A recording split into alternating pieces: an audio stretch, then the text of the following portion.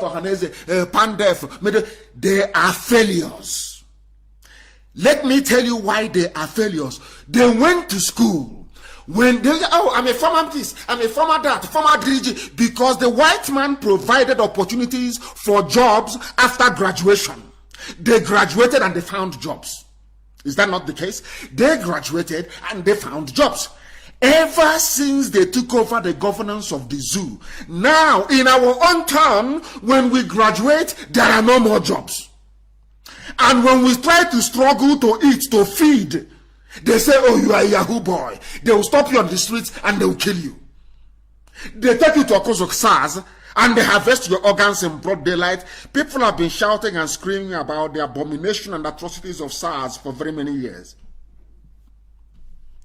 This is to tell you that protest works. Civil disobedience works. It is called civil disobedience for a reason. You must disobey the authority. For your lives to improve, you must disobey them. If you don't disobey them, you are finished. When a child is in the stomach, after 9 months, that child will begin to agitate to come out of the mother's womb. If the mother says no, the mother will die in the process. These are the things you ought to know. These are the things you need to understand. This is what we have been trying to preach to our people. Forget all of them. This protest has to come to an end. You need to go back home. These are people that have failed. The white man gave them job before, during, and after independence. They gave them a job to do. They went to school. They graduated. They have now come out. Oh, I am an elder. I represent this forum. This is a sociocultural group. Oh, they should come back. Those children, they should come back inside. But you are a failure. You are a failure. You claim you're the leader of Pandef, leader of this. I am an elder. You people have failed. Because if you hadn't failed, if you claim that you are as intelligent as you are, or as you want us to believe, how come all the industries are no longer working? How come there is nothing to be proud of in the zoological republic? Why can't people reason? And to some of those fools that they have given 1,500 to go and disrupt the riot that is going on, you can now appreciate, people who are listening this morning can now appreciate what we have been saying from the beginning. When we have been preaching on this very platform about the need for a black man to reason, some of you didn't quite understand it. Can you imagine that people were given 1,500 to go and disrupt a rally that will improve their lives and the lives of their children? And they accepted. And they went and they attacked innocent protesters. These are the things that we want. These are the same politicians who have not only failed, they have compounded the misery. On top of that, they are saying that people who are protesting should be attacked. Every blessed day you hear them, they want to travel abroad for medical treatment, they want to buy houses abroad, they have investments abroad. Once they are threatened with visa ban, they begin to behave themselves. The places where they are being threatened with a visa ban and miraculously they behave themselves are places where they once had a revolution. The same thing that is about to happen in the zoological republic. That is something people must and will need to understand. You must understand it. Those of them who are asking you to go back home not to protest, those who are threatening to shut down the internet, they are failures. I am sorry to say that very generation is a generation of failures because they have failed the young people. Do you have jobs? Do you have good schools? Do you have opportunities? Do you have infrastructure? The answer to everything is no, no, no, no, no. Then who is responsible? The same people who are today telling you we are educated, we went to Cambridge, we went to Oxford, they are the ones presiding over the policies that have led to SARS killing you. They are the same people. So we don't need their advice. That is something we have been trying to let people understand. Say, oh, they insult the elders. No, these elders are failures. They have failed. They have failed completely. What did they learn from the white man? They claim they are elders. What did you learn? You claim you went to Oxford, to Cambridge, to Princeton, you went to Harvard, you went to MIT. Show us the proof. There is no proof. Do we have electricity? The answer is no. Do we have good roads? The answer is no. Do young people have opportunities? The answer is no, unless you travel abroad. People walk all the way, they trek all the way from Izombe, all the way to Libya. If you are lucky, you will survive on the road. If you're unlucky, you will die. Nobody talks about it. This is the reason why people are protesting. People wake up and graduate and they go and get keke napep. That is why they are out on the streets. People wake up, there is no hope. Every 1 mile you get a police checkpoint. Every idiot is talking about security, security, security every blessed day. Whereas the best security in life is food, shelter, and clothing. You can form every military squad, every police squad, any squad you want in your life. There are only three ingredients to guaranteeing security anywhere in life since the time of Adam and Eve: food, clothing, shelter. Once people have food, they have clothing, they have shelter, you have solved 90% of your security problems. But in the zoo, they have no jobs for graduates. People cannot even get into decent schools. People score the highest marks from the south. They cannot get into unitary schools. What are the salaries of their parents? People you expecting to go to decent schools. Some universities in the zoo, they charge an upwards of 1.5 million naira, when the average salary is not up to 30,000 naira in a month. Now, tell me why the people should not protest. I don't understand it. I cannot understand it.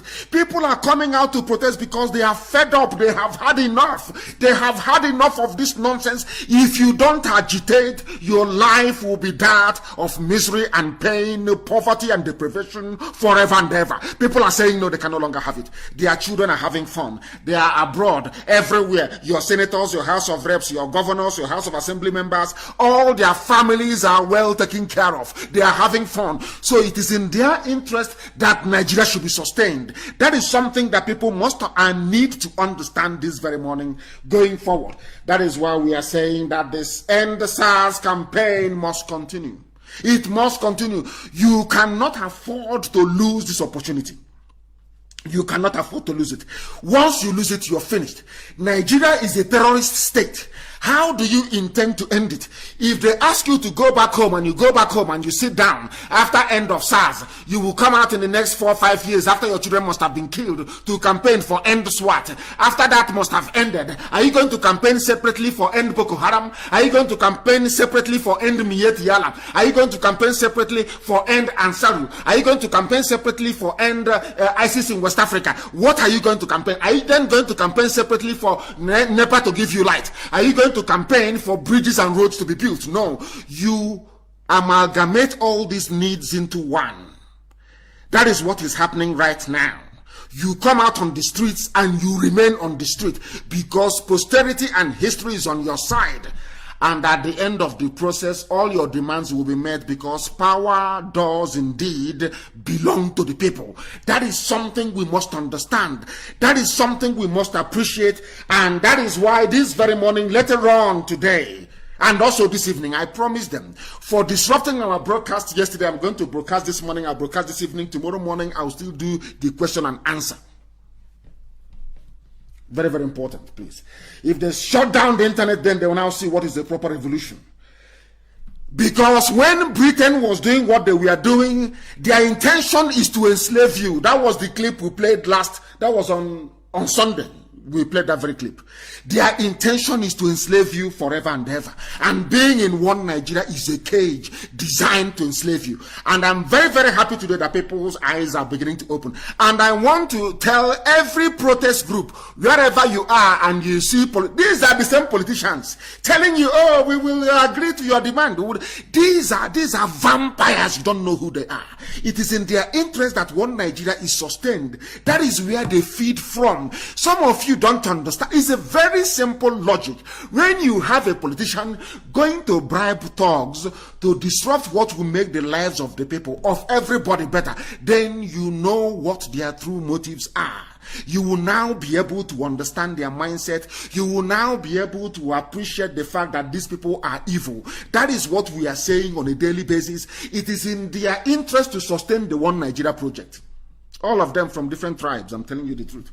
It is in their interest that One Nigeria is sustained. And we are saying no to it because the more you sustain what should not be sustained, the more your life is being made a misery. That was why Britain put you together in the first place. As you're busy fighting one another, they are busy taking away your resources. It's a very simple, clean way to do it. Once you get two black people fighting, as they have always done to us all the time, oh, it is Izone against Igbo. You are not Biafra, you are Biafra. Oh, you are not. You are from the east. You are from the south. You are from the south. You are from Bendel. Once you allow them to succeed in planting the seeds of division, they will keep taking away your resources. That is why they can take our oil and gas and tell us it belongs to Nigeria. But gold in Zamfara belongs to Zamfara State. What is more valuable in this life than gold? Nothing. It is the most precious metal. In fact, the most precious mineral. But you are telling me that the oil and gas in Biafra land belongs to Nigeria. Why did they succeed?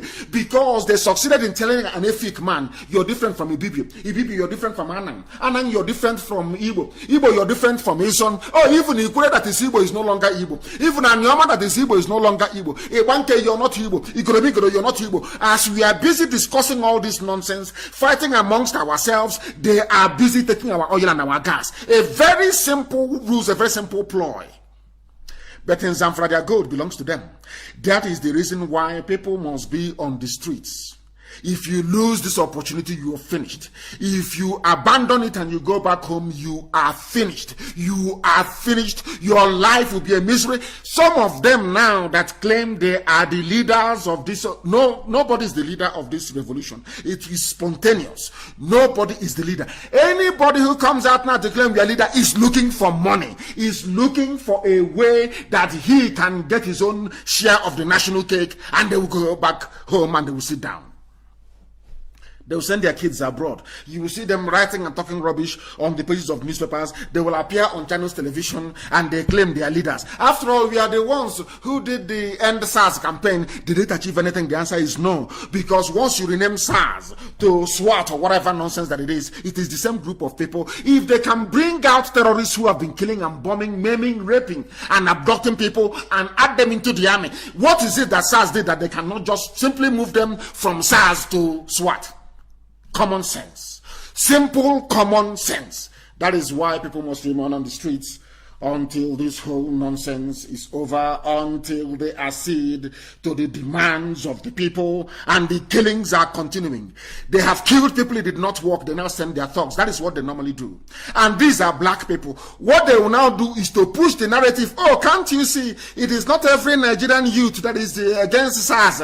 Can't you see that the protesters are being attacked? And you will have some idiots. That is why I keep saying there is something wrong with the brain of a black man. You will see some idiots, some stupid black people, they will stand up and they will say, oh no, it is time to go home. Have they not acceded to your demands? That is the way they behave. That is why they are black. That is why they are backwards. That is why people refer to them as a baboon. That is why people see black people as a set of human beings who cannot reason properly. You move SARS to SWAT, and then you have solved the problem. Are you not stupid? Are you not foolish? You have now come out on the streets. They have killed 10 people according to Amnesty International.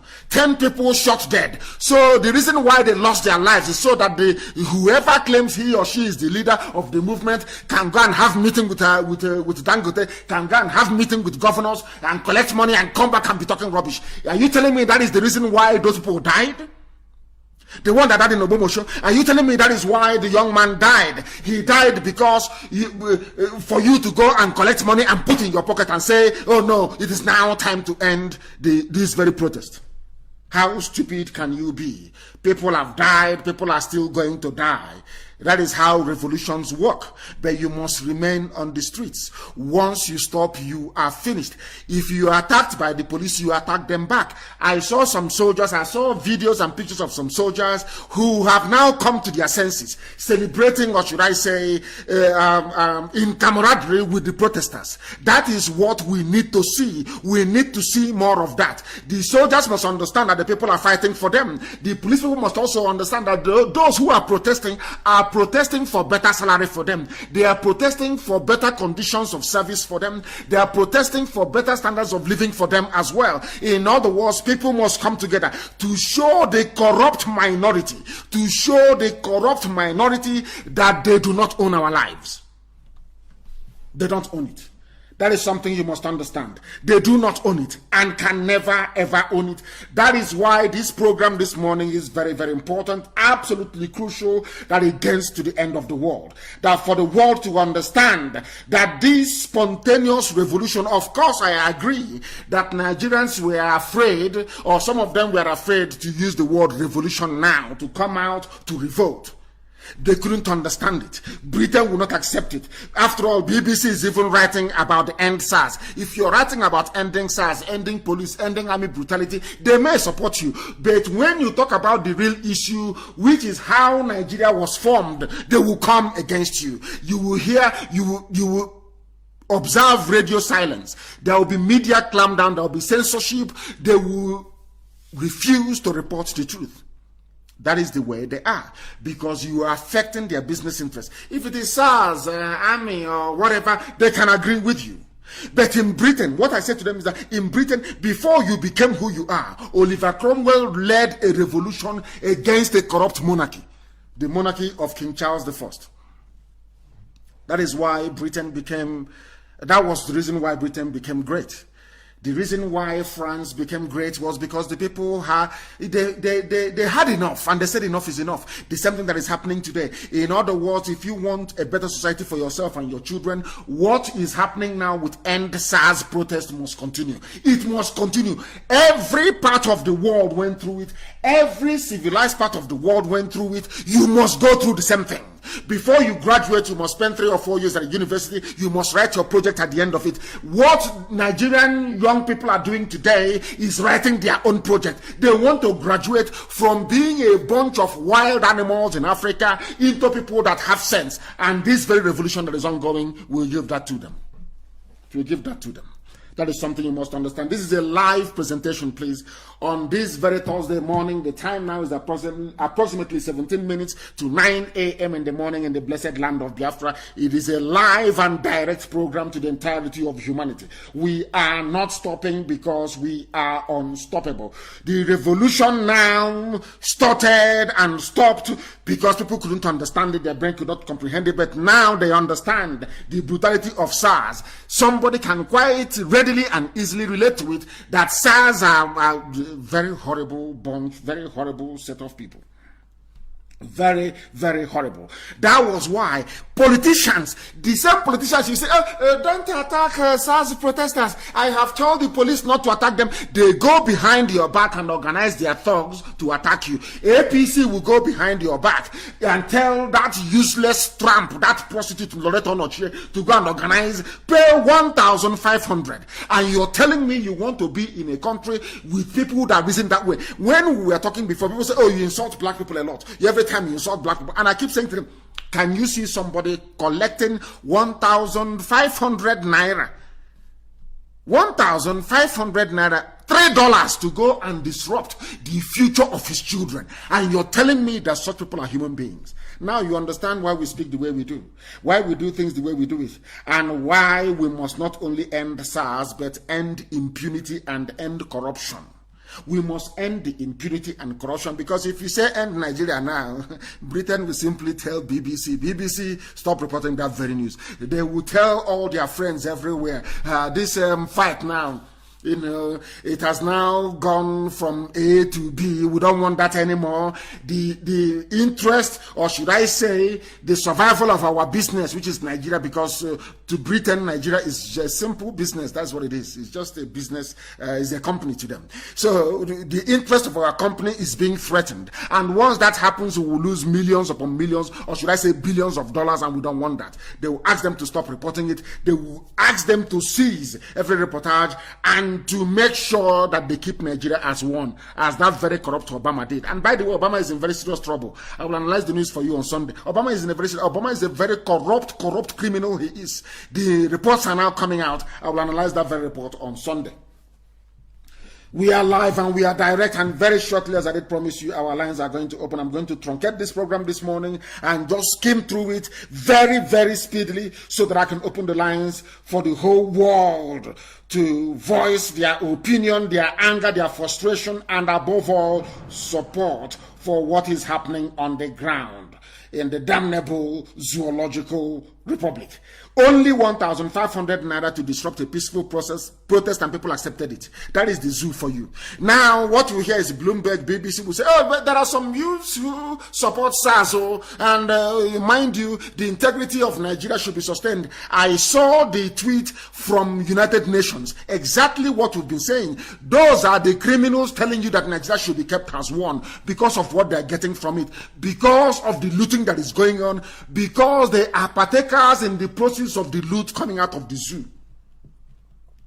They are not concerned about the well-being of the people. What they are concerned about is keeping Nigeria one. Go and check their tweet. You see that they are worried about stability. What stupid stability? People are dying. When England carried out a revolution, Cromwell's revolution against King Charles I, did anybody care about stabilization in Europe? When French people were revolting against nepotism, against a suffocating royal regime, or should I say, a suffocating monarchy, did anybody complain and talk about stability? When Russia rose up in 1917 to fight the SARS for ordinary people to rise up and take control of their lives, did anybody talk about the regional stabilization? When Yugoslavia broke up, did anybody talk about stabilization? Why is that when it comes to Nigeria, all this nonsensical garbage about stabilization will begin to come out? People must remain on the streets. They have to be there. People must be there on the streets until this whole nonsense, this whole zoological republic comes to an end. We know that the BBC will not report, because BBC, you can hear them very well. That is what they do, and they do it perfectly well. The young Nigerians who forced the president to back down. Which president backed down? BBC is trying to promote the fact that Yusuf Muhammad Abubakar is the president. That it is in their interest to do it. Why are you saying that they have backed down from what? Moving from SARS to SWAT. The same people recruiting. Now, people must intensify this very protest to focus on the fact that Nigerian government, they are busy recruiting terrorists into the army and into the police. Into the army and into the police. Can you believe such nonsense? That is the reason why they kill people without any remorse, because they are these people they say, oh, come to Abuja for the orientation. The same way they reoriented Boko Haram fighters and now integrated them into the army and into the police. Is that what you're trying to say? Is that what you're trying to justify?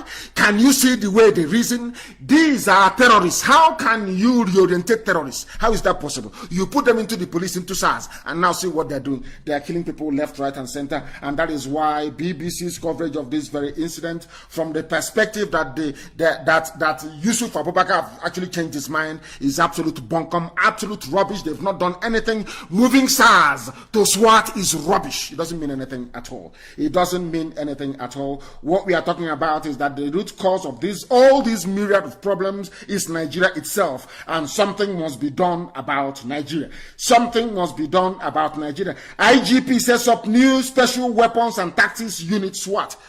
They never have anything of their own. They always copy. You know, black man always copying. SWAT in America.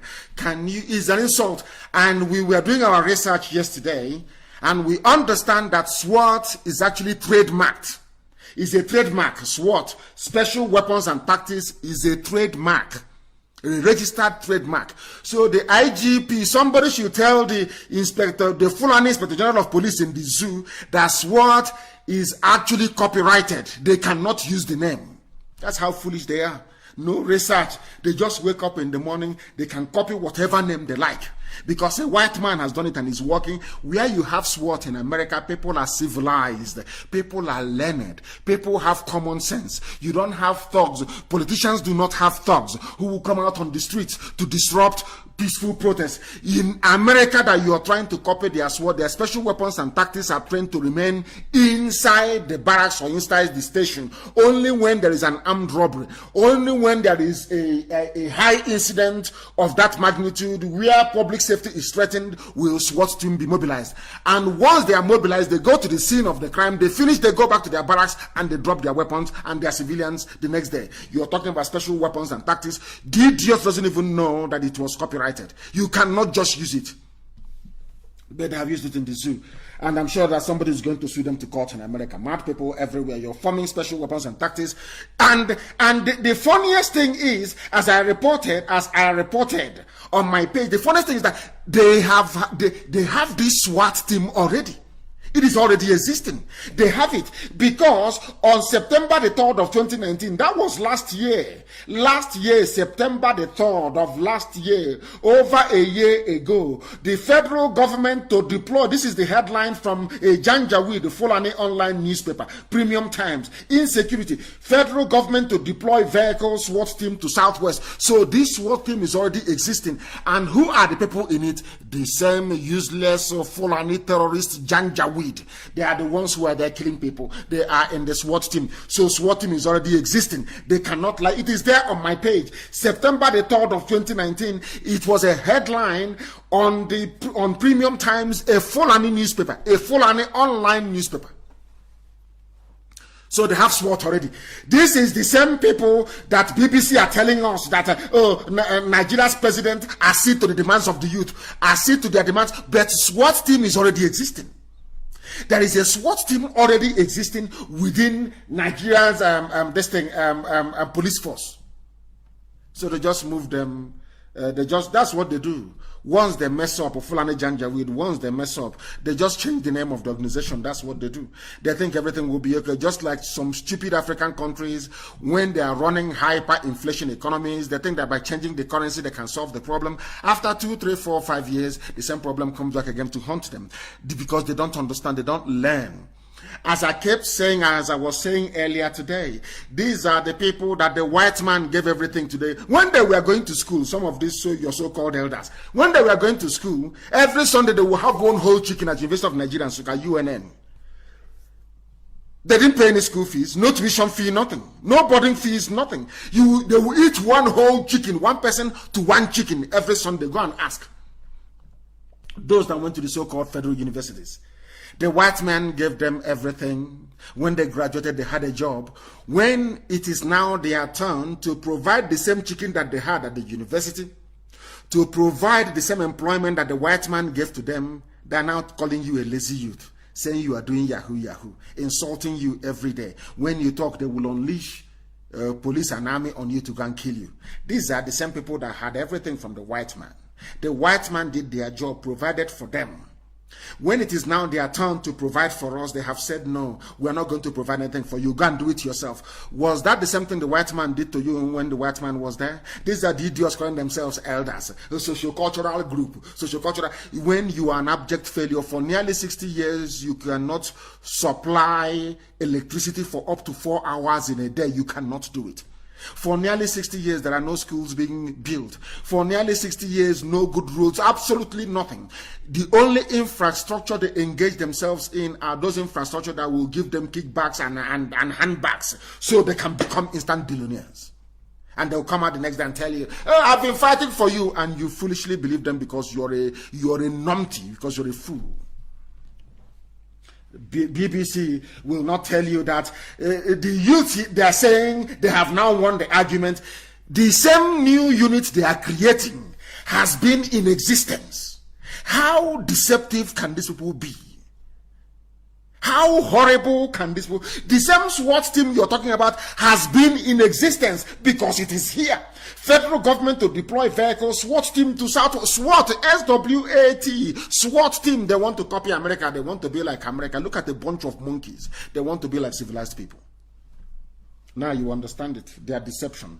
They have agreed to all your demands. All your demands. They have agreed to rename Nigerian prisons to correctional institution. Has it changed the conditions in the prisons? Are people being properly fed? Are they being properly taken care of? The answer is no. You can change the name from Nigeria Prison Service to Nigeria Correctional Institution. It is still the same thing, the same rubbish that they're doing now. They did not start today. Once something fails, all they need to do is to just change the name. They eat money and they change the name and all is good because they actually think that all of you are stupid. But now we are proving to them that we are not, that we have our senses intact. People do not know how horrible SARS is. There is one man, we are going to find him. He's called James Nwafo. He is a beast of a human being.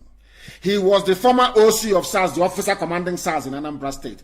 He is now, Obiano is very good at appointing people who are killers. He's working with Miyetti Allah. He is also working with this James Nwafo. Responsible when you talk about organ harvesting.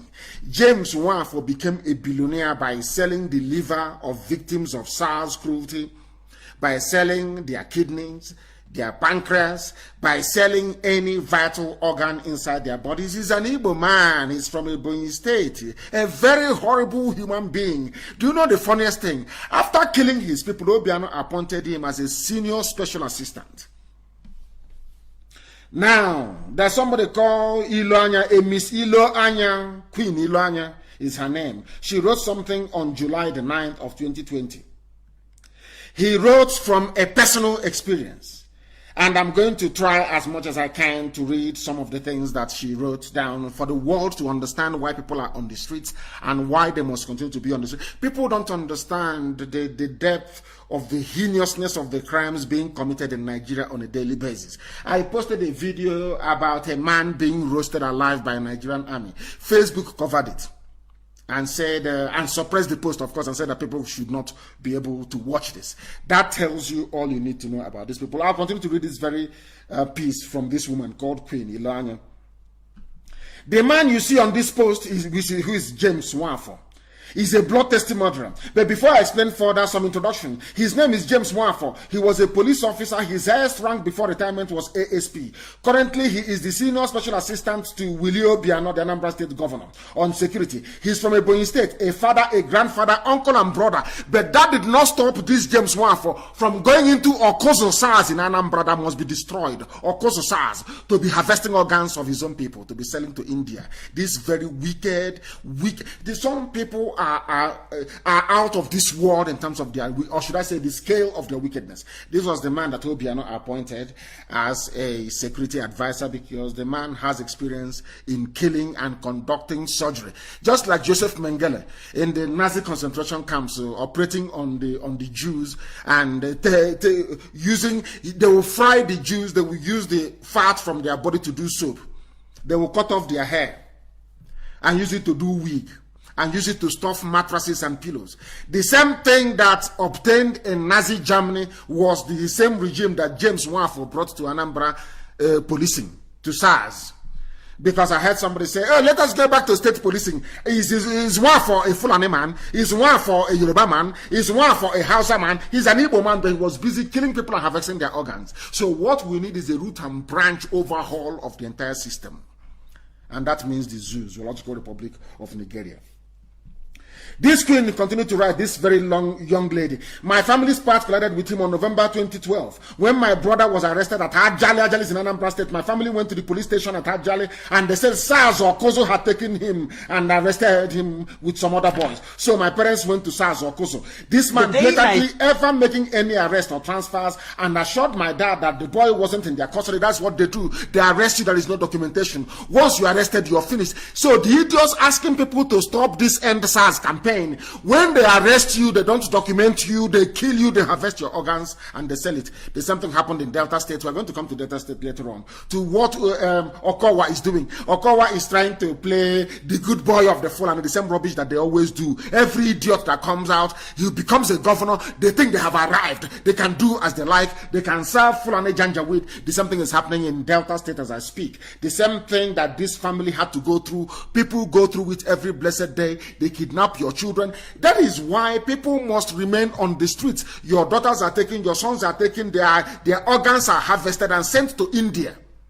And when you're sick, you also go to India to go and do surgery. You don't know the liver in you or the kidney in you is that of a victim of police brutality in Nigeria. You don't know that.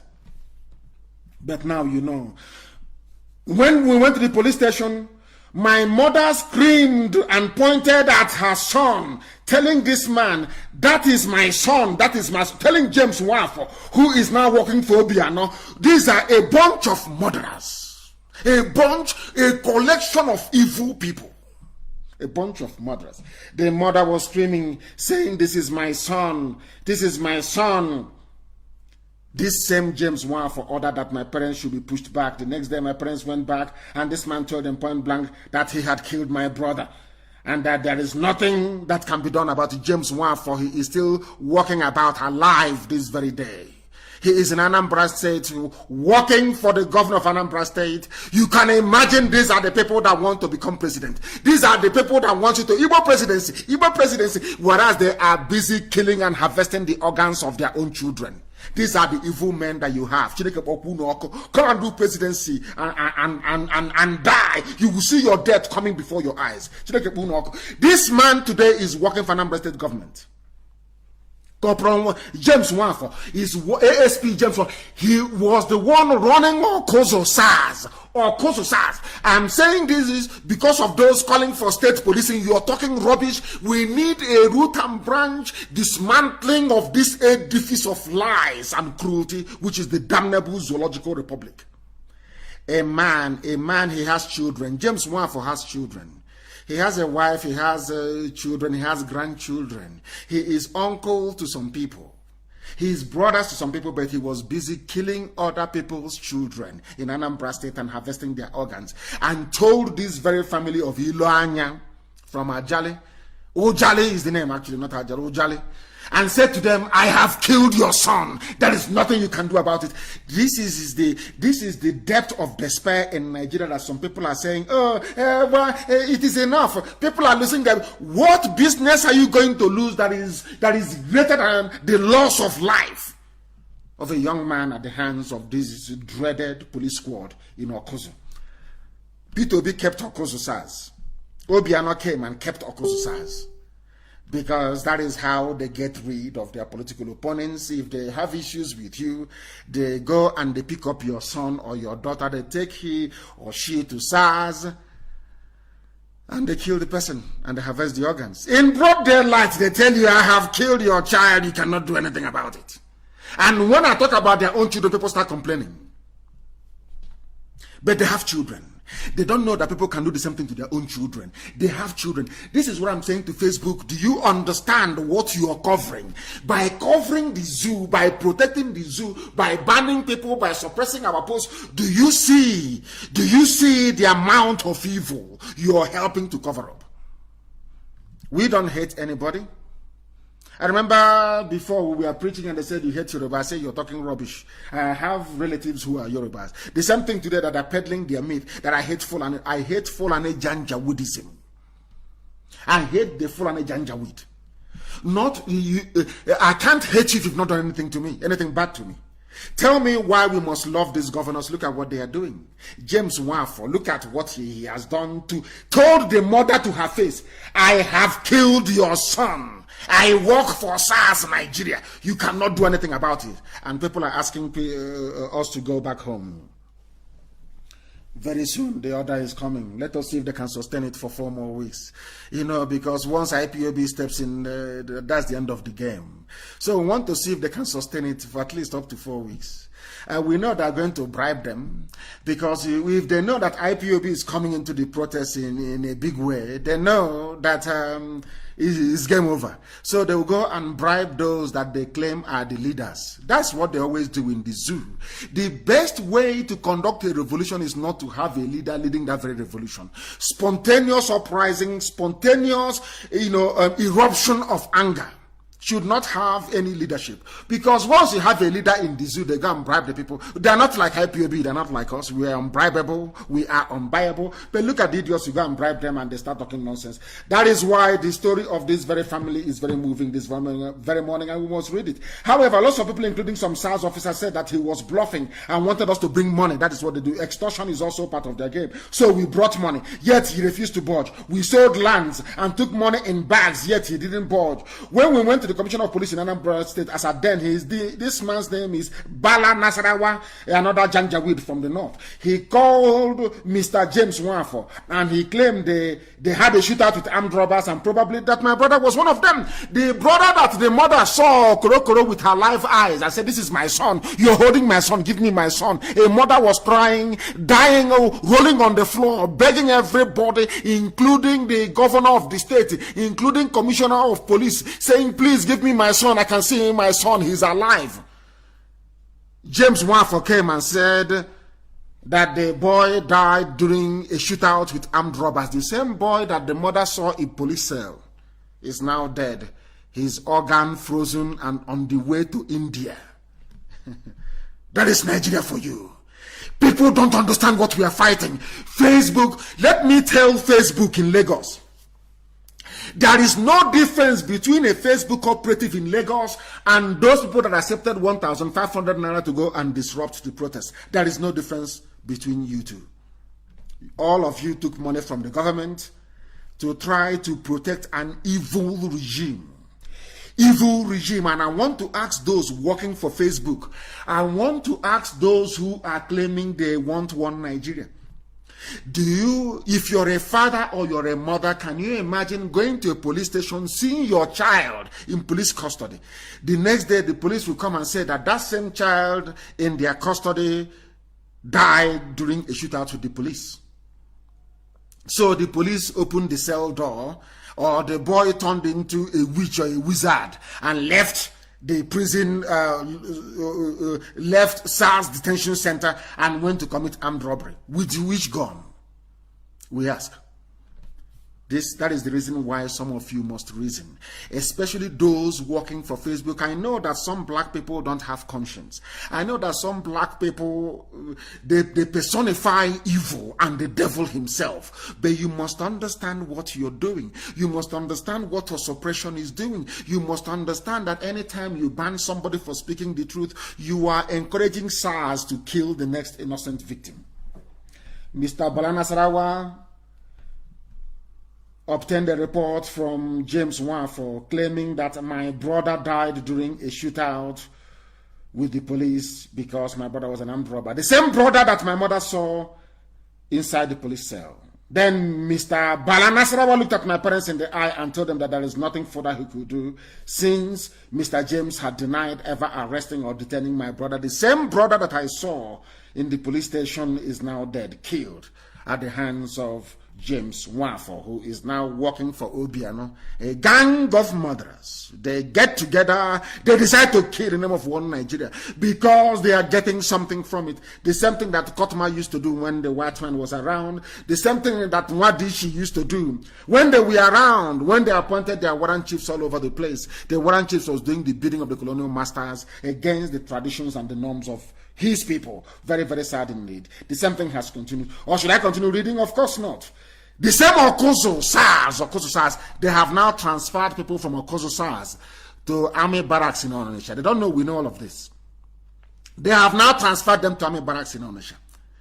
And I want people who will always support Obiano to come out and tell us the reason why Obiano will employ somebody who blatantly is murdering and harvesting organs of people as his senior special assistant on security or advisor on security. Senior special advisor on security. Do you understand our anger? It's not that we hate anybody, but when you understand, should I say, the catalog of crimes committed by these people, when you understand their insensitivity, when you come to the full realization that they are not working for your interest, you will have no other choice than to develop a measure of hatred towards these people because they are evil. They are evil. How can you employ somebody who is involved in the killing of innocent people as a governor. You claim you're the governor of a state. You employ somebody who is a blatant murderer. How would you feel if any of your children were the victim? That is one thing about white people. That is how they reason. Before a white person does anything, they will put themselves in the shoes of that person and say, how come, or how about if this were to be my child? How would I feel? They put themselves in the position of the parents of this young man who have been murdered and the organs sent to India since 2012. Very, very sad indeed, isn't it? These are the things that the world must understand and come to the realization that the zoo must come to an end. This is something that those working for Facebook must understand. You know, in the scheme of things, governments will always bribe, they will always pay people, they will always cajole people, they will always blackmail people into doing their bidding. But look at that thing they're asking you to do. Calculate the consequences of that thing they're asking you to do. And weigh it and ask yourself, how about if it were to be my child that has been arrested by SARS, killed, and the organs harvested and sent to India? How would I feel? That is the monster that people are confronting on the streets. That is why coming back or stopping this very protest it will set you back very many years. End SARS protest, as we said. Secret meetings of governors, billionaires, and 7 people spark outrage. People are quite rightly angry. People who are now coming and claiming, oh, I started it. I tweeted End SARS. It is the beginning. It is me and one of my friends, Oluwole, who started it. Because of that, they must call us to a meeting, and they have called them to a meeting. And now listen very carefully, please. That's the thing about black people. Shake money in front of them. They abandon their principles. They abandon their objectivity. They abandon everything. They abandon common sense in the process. Now listen. NSAS protesters are condemning the secret meeting of few Nigerians held with some governors and some tycoons. That's how they begin. The zoo. That was what they thought in the beginning. Oh, they will sell what they're doing. Nnamdi Kanu is going to sell. He wants to become famous. He wants to be popular. He wants money. When, after many years, they realized that we are not like them, they now started to come up with other nonsense. I want the world to understand this. Once you're doing something nice, something altruistic, once you are fighting and trying to save your people, some of them will say no, that it is not possible because they cannot do it. Because a black man cannot do something that will not benefit him directly. So they project that very thinking and image onto anybody they see who is fighting legitimately for the betterment of the people. And that is what we are doing. That is what those young men and women are doing on the streets. That is what those fathers and mothers are doing on the street, protesting for the end of SARS, because they want to see the betterment of everybody, not just themselves. But zoo being what it is, they have called some people to a secret meeting, and those who are protesting are saying no. Now listen very carefully. The virtual meeting was held on Monday night. It lasted for nearly 3 hours. In attendance were governors, Babajide Sanwo-Olu. Every idiot who becomes governor wants to be president. So you cannot be the president of Oduduwa, or president of Biafra, or president of Kwarafa, or president of maybe Kanem Republic. No, they want to be president of Nigeria. Every idiot wants to be president. So they are, I wouldn't say so therefore because it's wrong. Therefore, the maintenance of one Nigeria is of importance to every governor because they are hoping to be president one day. Are you following me? Do you understand the reason why Sanwo-Olu of Lagos State, who is pretending that he is a man of the people, Dapo Abiodun of Ogun State, Ifan Yokowa of Delta, and Abdul Rahman, Abdul Razak, these are the idiotic governors that want to keep Nigeria one. So they need to end this as quickly as possible before it snowballs into something else. And you know, there's one trick they play in the zoo. They always, it's only in Nigeria. Oh, this protest may be hijacked. But you see protests all over the place. The Arab Spring happened. The protests all over the world. Black Lives Matter. Nobody hijacked it. It's only in the zoo. It will be hijacked. Don't allow hoodlums to hijack it. But let me also tell the police and the army that very soon IPOB is coming. If you fire one shot, every police station within 10 miles radius of that place will be destroyed and every life in it lost. You people are mad. Unless the young people show these criminals that they are angry, they will never leave you alone. There will be something else to replace SARS. The killings will continue. The checkpoints will continue. The harassment will continue. Give me your phone will continue. Open your, empty your pockets will continue. Now is this time to stop it. You don't go back. Because people have died, you don't go back. You must continue. You must continue what you're doing. And I'm very glad that they did us a favor this very morning, of course, because they shut down our broadcast last night. This morning, the whole world is listening to what we are saying. This morning, people are preparing to go and protest. And you must protest. It is your right to do so. You must protest. You must protest. Do you know that the screenshots of this get-together with some rats and millionaires leaked on social media?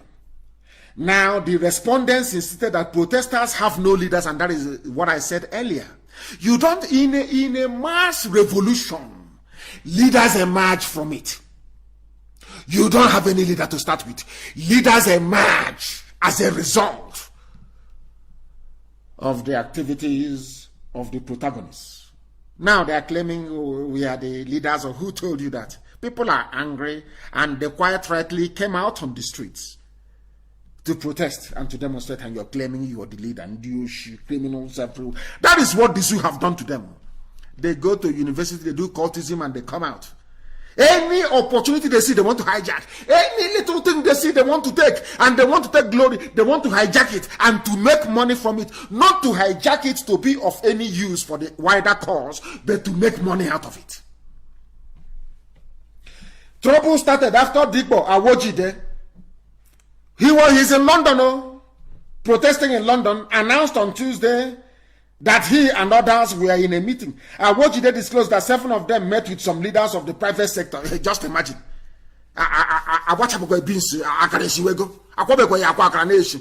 Please, somebody should translate that in English for me. Beans, you know the beans they used to do akara. The beans has not even soaked. They've not removed the skin of the beans to grind it. Yet akara is already smelling. Just that somebody came out, something that we have all done in the past, to lead a protest, a mass movement, a protest in London. He was called immediately. Governors are calling you, millionaires are calling you, and he abandoned everything he's doing. He went to go and have a meeting with governors, hoping that money will come out of it. That is how they behave. That is how a black man behaves. Oh, throughout all the Black Lives Matter campaign in America, did you hear about anybody having meeting with Trump and Bill Gates and Elon Musk and Warren Buffett in order to stop it? He's only a black man. Only in Africa. Only a black man. He led a protest for 30 minutes. He was in a meeting for 3 hours negotiating for money. Negotiating for money. They have not started though. This one, a blender. They have started frying akara immediately. That is who they are. Now, let me tell you what they said. They pleaded with us. This is according to the person who claims is London organizer. They pleaded with us either to stop the protest or to protest peacefully. They promised to move mountains. And act to them. To move mountains means if it's money we give you, anything you want we give you. Okowa wants one Nigeria to continue. He is the governor of Delta State. All the state allocation security budget is going into his pocket. His children are abroad. Everybody is living large in the Okowa family. All these governors, everybody, they want Nigeria to be one because they are benefiting. Their family is benefiting from it. Some of you don't understand this, but we are here to make it very clear to all of you, that you may appreciate the enormity of the task ahead of you. They gathered together. Very, very sad indeed. Only in the damnable zoological republic. That was why I issued a statement published by every major newspaper in the damnable zoological republic, asking them not to compromise. Vanguard carried it. A lot of them carried it. Don't compromise. I believe the kind of tells and SARS, you must not compromise. Forget all those idiots. In Biafra, we had it. People saying that Biafra this, Biafra that. They gave them money. They started building hotels, and they forgot about the movement. Once every 8 months, Mustafa will prod the idiot to come out and say something to confuse the gullible that is still interested in the fight to restore Biafra. When it is a lie, he's busy building hotels. The mountain is in front, and he's resting.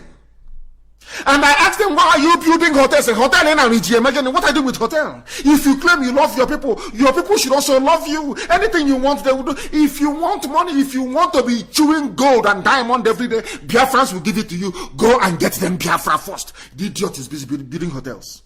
And a human being will rise up and say that this is a freedom fighter. A hotelier building hostels and hotels. That means you don't believe in what you're fighting for. The same thing is happening in the zoo, and that was why I warned them. You must not allow this mentality to creep into your head. I'm going to play something for you. One of them appeared on Kakaki on AIT, talking rubbish. Hear what this young man has to say, and you understand that a black man has a problem. Consistency is their problem. They are never consistent. Before you come out to lead the people, you must give your life to God Almighty in heaven. Listen, please. These are the so-called revolution people. Look at the idiot. Listen, please. Listen.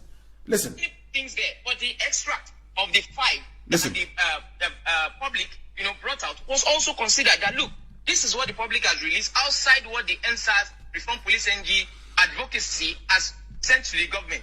We want you to adopt all these things without questions. And the idea adopted. And yesterday, it was confirmed that the presidency adopted every single thing as demanded. So this has been done. Protests are still on. And there are elements that are saying people must remain outside regardless. I do not have a problem with the antitrust thing. Government has failed us several times. I am not an amoral gripe of the president or of the political party, ruling party today. Listen. I have been criticizing them. But I also must understand that we must draw the line somewhere. There are people whose businesses are collapsing. Are you hearing this typical black man? His name is I'll get is Awosanya, whatever his name is. He's typical black man, black. We must draw the line somewhere. Are you drawing the line? Have you gotten to the finish line? You're running a 100-meter race. After running for 20 meters, you now draw the line and end it yourself. Whereas the end line of 100 meters is nearly 80 meters away. Do you see how they reason? It was because of people like this that I issued the statement that protesters must continue. You don't have any leader. That is the only leader you have is those list of demands that you have made, and they must be met. And the idiot opened his mouth and said, there are antitrust issues with, that the government is not reliable. You know that they cannot be trusted. They have ended SARS 4 times in the past. You also know that the SWAT team that they claim they are going to form is already in existence. Already. Yet you want people to stop protesting. Do you see? He's one of those now that had meeting with millionaires. Now he's smiling. He's now a good Nigerian. We need to consider businesses. But before you claim you started the protest, did you not know that the businesses of people were going to suffer? When during COVID-19 you were locked down for nearly 2 months, you did not die. Only protest of 1 week and you're complaining. This black people. This is the reason why I castigate black people. No consistency, no honesty in some of them. Very, very sad indeed. Very, very sad indeed. Let me play it for you to listen, and then I'll give you his full name. Listen, please. There's things, headlines that need not be, as far as I'm concerned, associated with the NSAS Republic NG advocacy, which stands to bridge institutional gap and not to become the demon or the devil that they are sizing or they are standing against. We must not harden the life of Nigeria or worsen the situation of Nigerians because of our grievances. Imagine this. I listen to this idiot.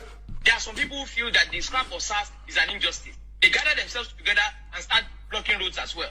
They have their right to protest. They have their right to gather. And then there is certainly going to be a security issue where there will be clashes and where there will be violence. What do you expect police to do? Stand? From being anti-police, he is now campaigning for police to intervene in case there are people who are pro-SARS coming and attacking people who are anti-SARS. Can Chineke mean the black man? Sometimes they say I have issues with trusting people.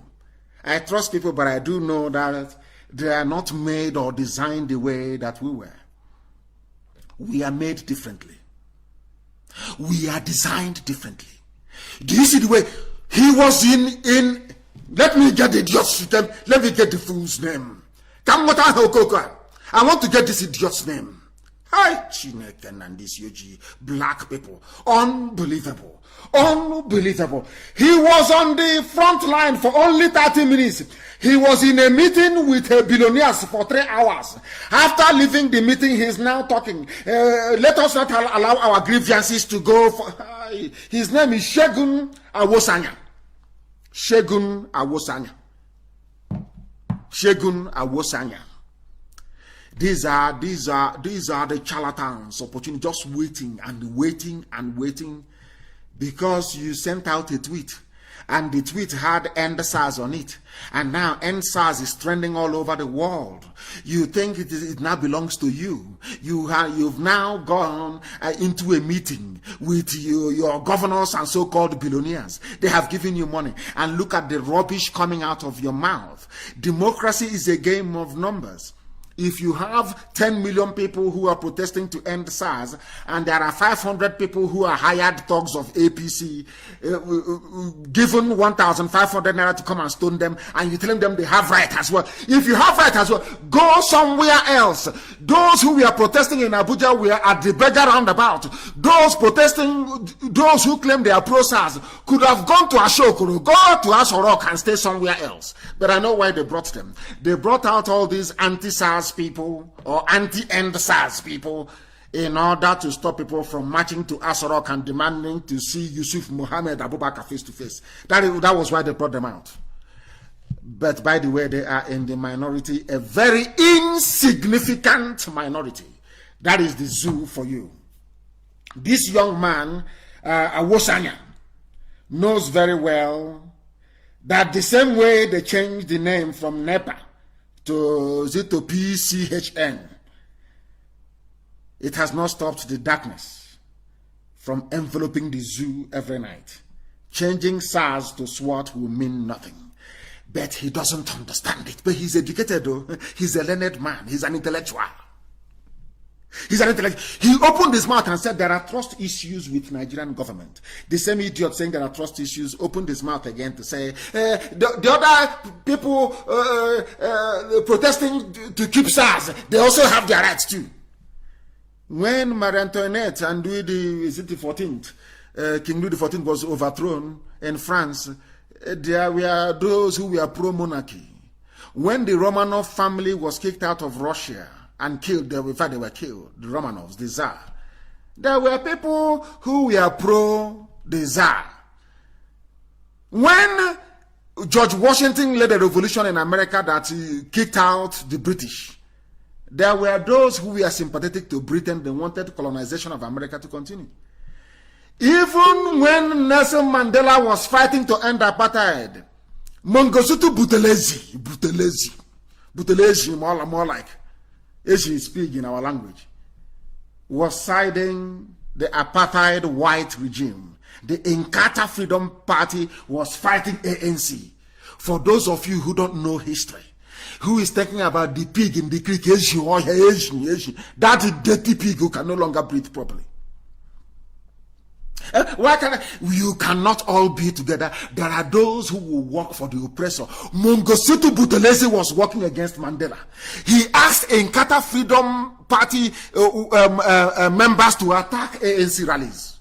For some of you who don't know history, I am teaching you history. Did it stop South Africa from ending apartheid? Did it stop Mandela in what he was doing? That is something that this idiot needs to understand. He needs to go back to school or listen to Radio Biafra more often. His life will no longer be the same. He will change as well. He will acquire some modicum of common sense and be able to apply reason and logic in all his discourses. Federal government released link 75 billion naira. Listen carefully. They want to buy them over. You know what they did yesterday? You know, I want to let this boy and any other idiot out there who is telling people stop. I want to tell you how deceptive Nigeria is. I want to tell you how awful, how devilish Fulani Janjaweed is. This is something you must place in your brain this very morning. Now listen very carefully. This is yesterday. The federal government has given out a link for Nigerian youth to access funds for investment. They want to bribe them now. The investment fund was launched in August. Support innovative Nigerian youths who are who are not above 35 years of age. And how much is the money that they have? It runs into billions upon billions, 75 billion naira. As a Nigerian youth, you can now apply. It was released yesterday. Who released it? That prostitute, Loretta Nochie, from holding of mobile phone. She's a media aide, which means you hold mobile phone for people. You arrange girls for them. Maybe those you sold into prostitution in Italy. You bring them back to come and be servicing Asorok. She was the one that tweeted it yesterday.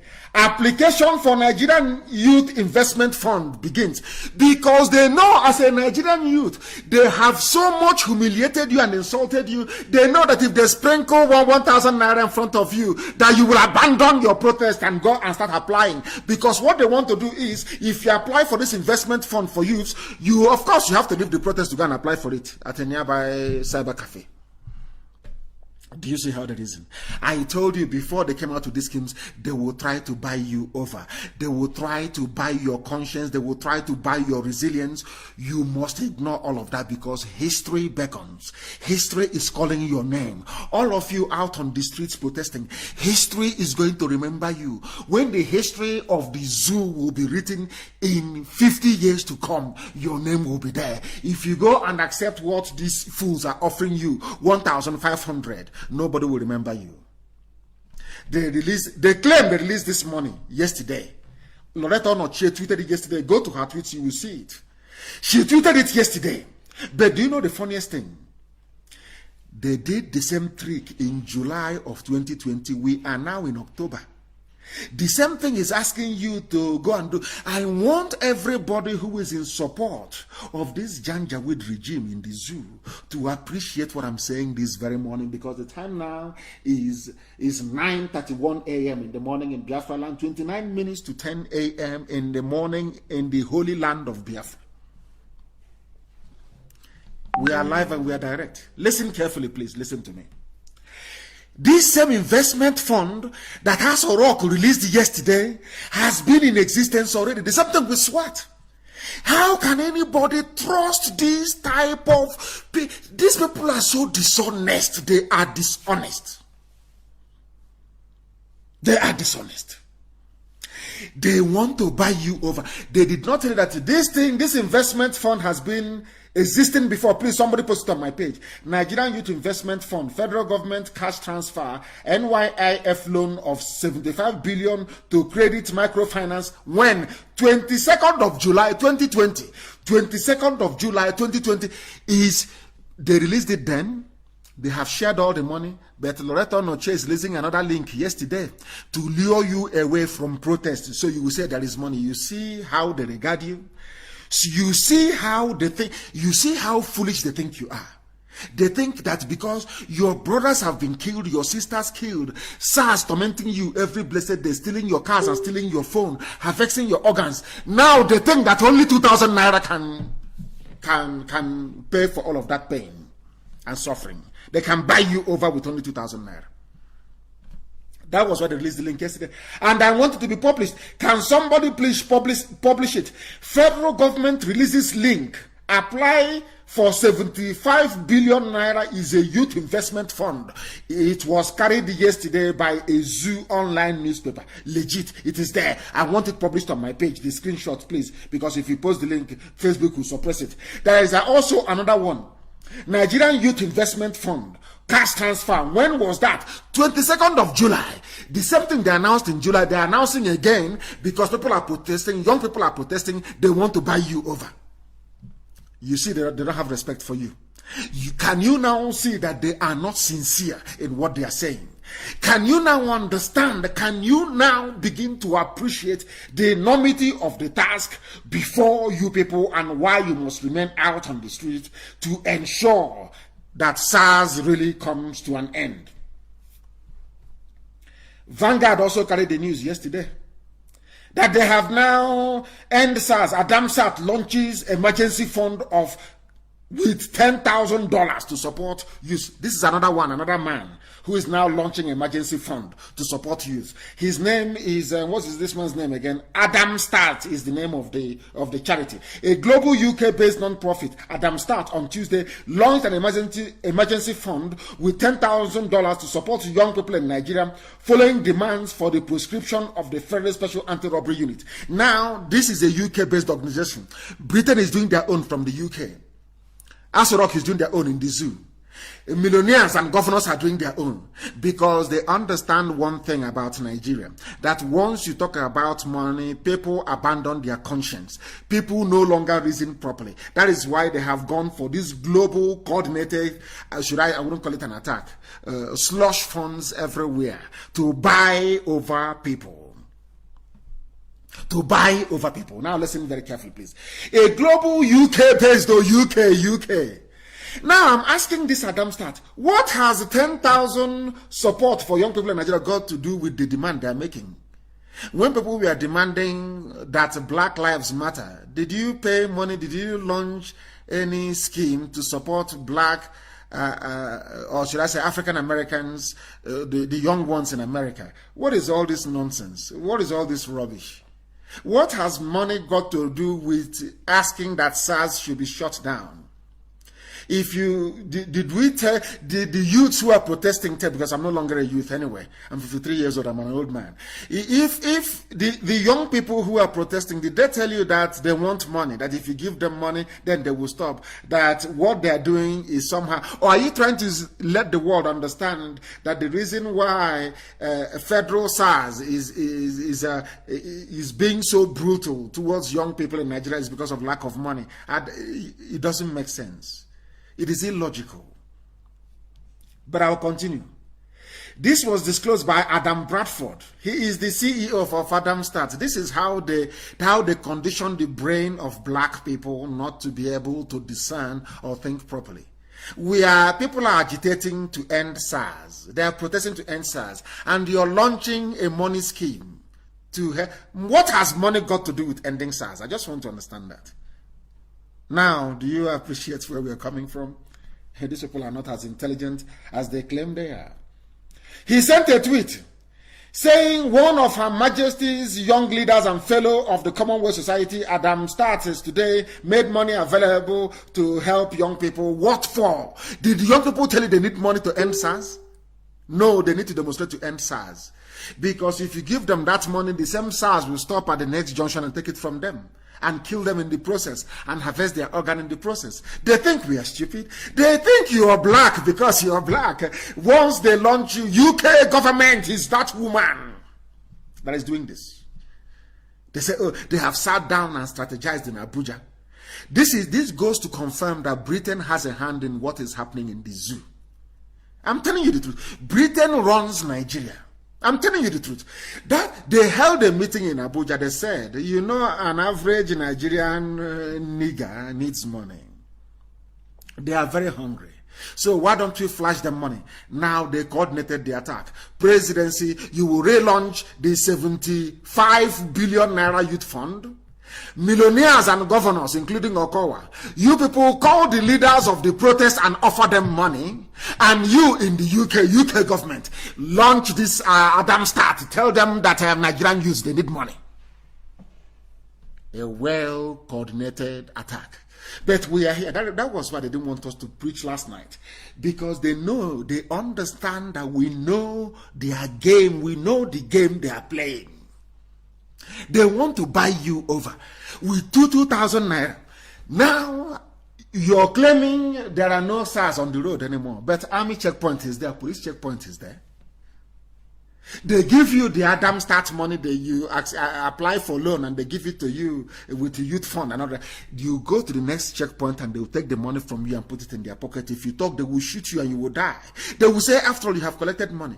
That is the same principle behind election rigging. When a politician brings his bags of rice and bread and all the rest of it and you take it from him, he now has the right to go and rig elections and you do nothing about it because you've sold your conscience. You can no longer protest.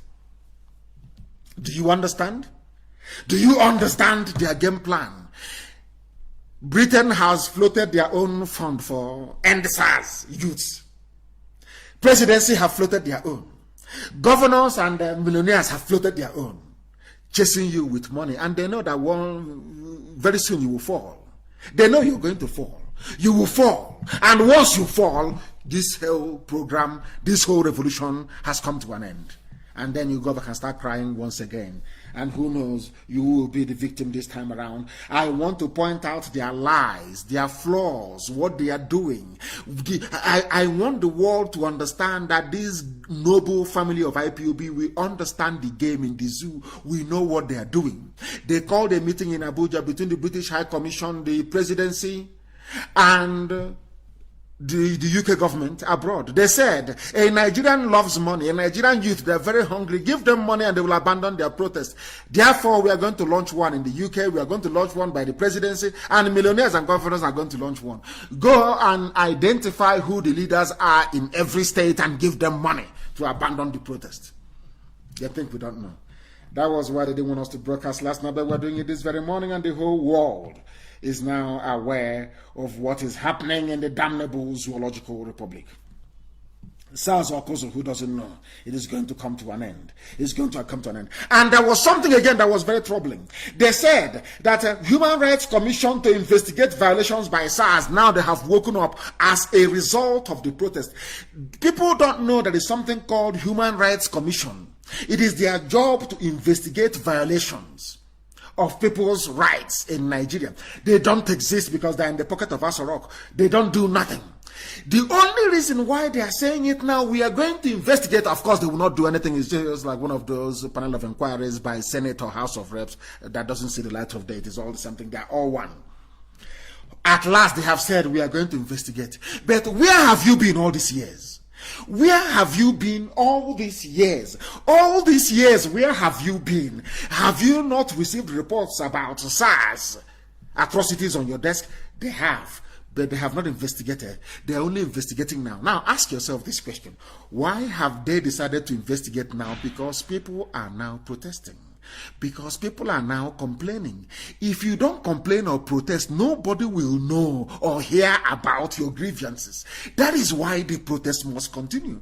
They have not investigated the SARS atrocities for very many years. It's only now, for the very first time, why have they said, or why have they come up to say we are going to investigate? Because people are now out on the streets protesting. That is why you must remain on the streets. That is why the protest must continue. The protest must continue. It doesn't matter what they do. It doesn't matter what Facebook and their likes do. It doesn't matter what the agents of Janjaweedism do. It doesn't matter what the UK government is doing by floating this stupid, ridiculous fund of $10,000, which is nothing anyway. It doesn't matter what Asorok does by floating or refloating 75 billion naira worth of grants to youths. It doesn't matter what their governors and their millionaires do.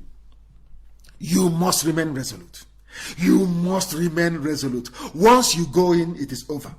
Once you go in right now, it is over. We are at the crest. We are riding a crested wave of new beginning. Don't allow it to slip through your hands. Very, very important indeed. Very, very important indeed. And this End SARS campaign that is coming from the south, it is now also infecting the north. We are worried over Buhari's silence to call for sack of service chiefs according to northern elders. And they're going to also protest. And somebody wrote very cleverly and responded by saying, you don't look for the dead amongst the living. People are worried over Buhari's silence because Buhari is in a grave in Saudi Arabia. He is going to be silent forever and ever. The person you're saying is Yusuf Muhammad Abubakar. That's his name. I told you when Jubril left, I told you that Jubril is gone. The new boy on the block is Yusuf Abubakar Muhammad. Even Shekau knows his name. Go and watch the video. In fact, I want the video posted this morning. If it's not posted after this program, I'll post it myself. I want the world to go and see what is happening. I want you to open your eyes. Even in the north, as a result of what is happening in the south, even the north are now beginning to wake up. Forget the distraction stories about thugs attacking people who are protesting. That is a ruse organized by politicians. That is the way they are. They want to sustain one Nigeria, and as a result of that, continue their looting spree, their criminality, and their Janjaweedism. And we are going to put a stop to that. You could carry and put a stop to it, not mine, of course. We are worried over Buhari's silence to call for sack of service chiefs, northern elders.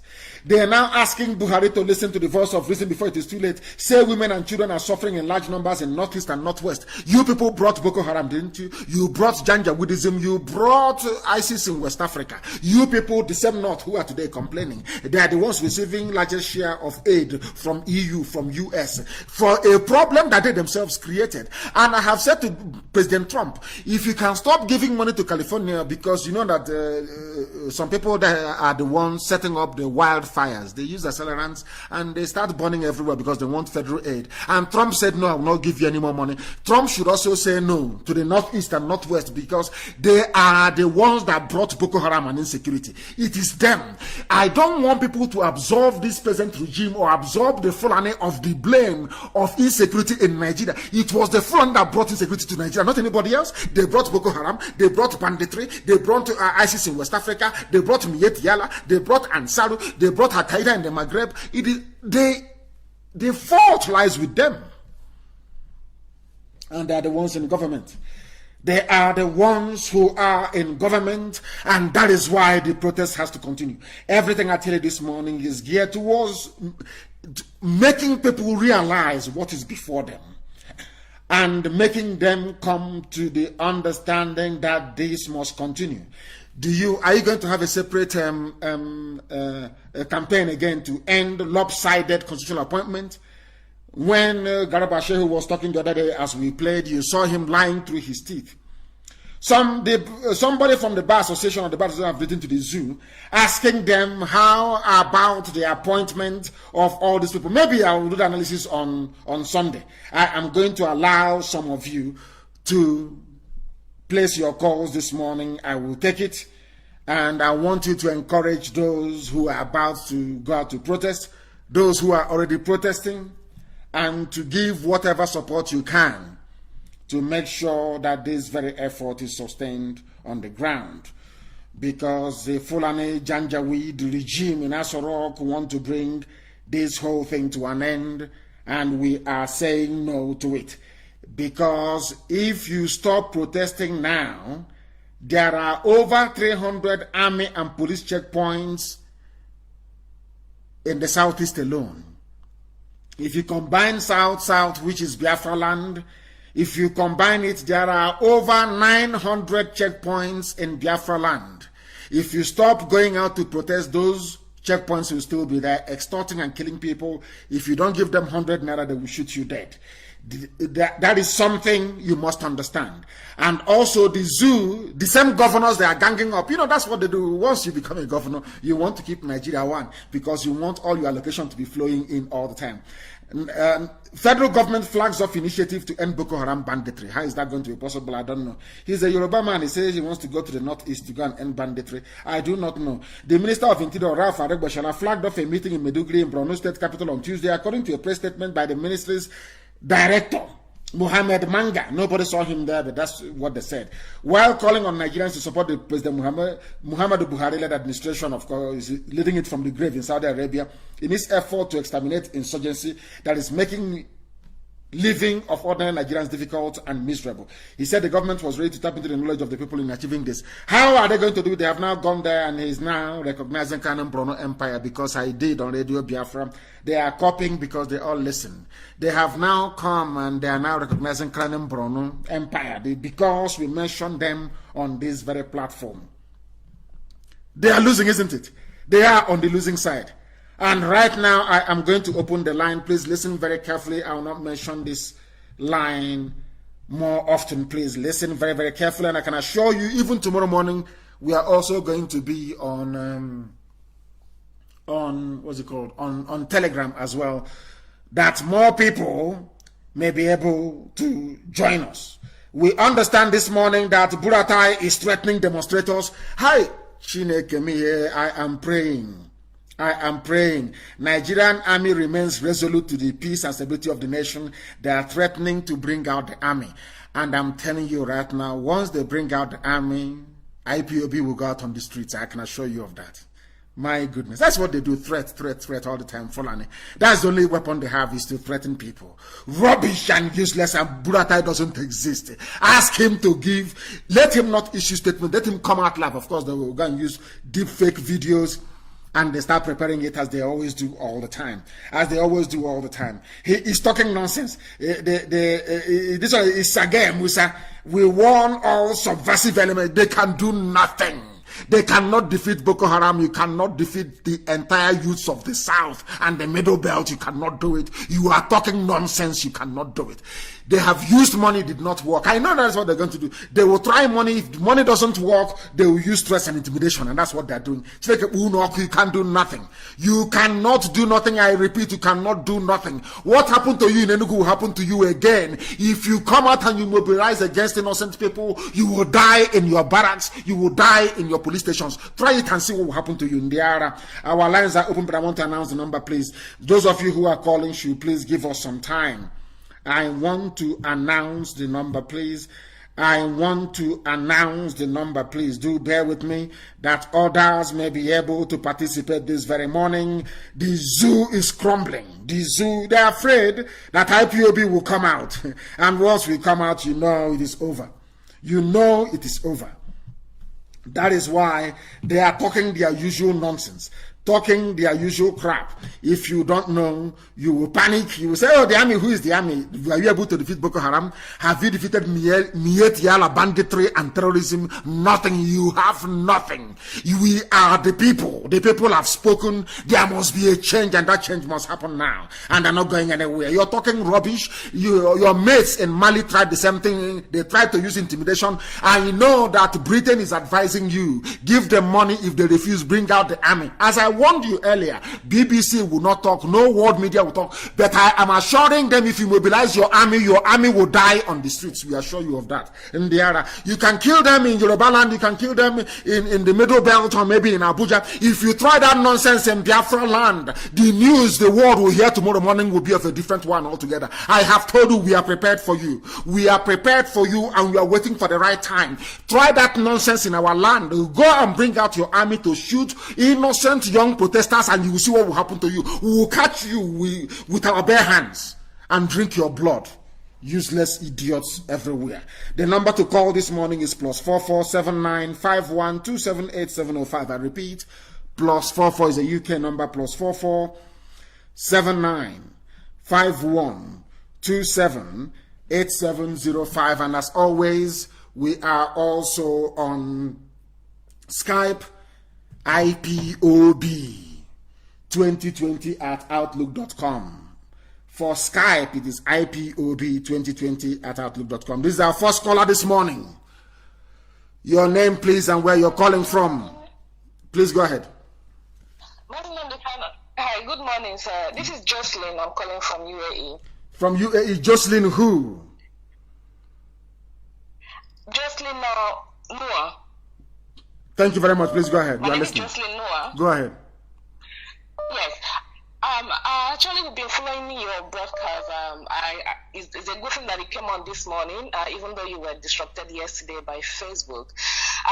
Just to make my own contribution on what is going on in Nigeria right now. My only just to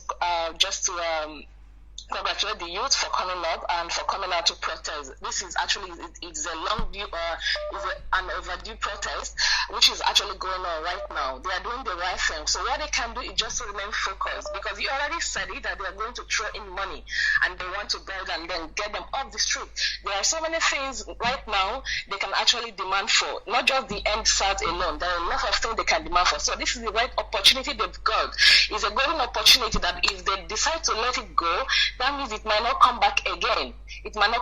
Some people want to cash in with this opportunity, but let them remain focused. We might not be there with them in the street, but they are the only one that can fight this fight, because we cannot come back and do it. They are the one feeling the brunt and the brutality back home in Nigeria. So this is what they are supposed to do. We are solidly behind them. In any way we can preach this, gospel, we continue to do so. By sensitizing the youth. The social media war is a very strong media. It's a very strong is a very strong media that we can use to actually, reach out to people. Without this social media, without you talking, they wouldn't have known what is going on. So this is actually reaching the grassroots. It's hitting them very hard, and they should just hold them to what is going on right now and demand for.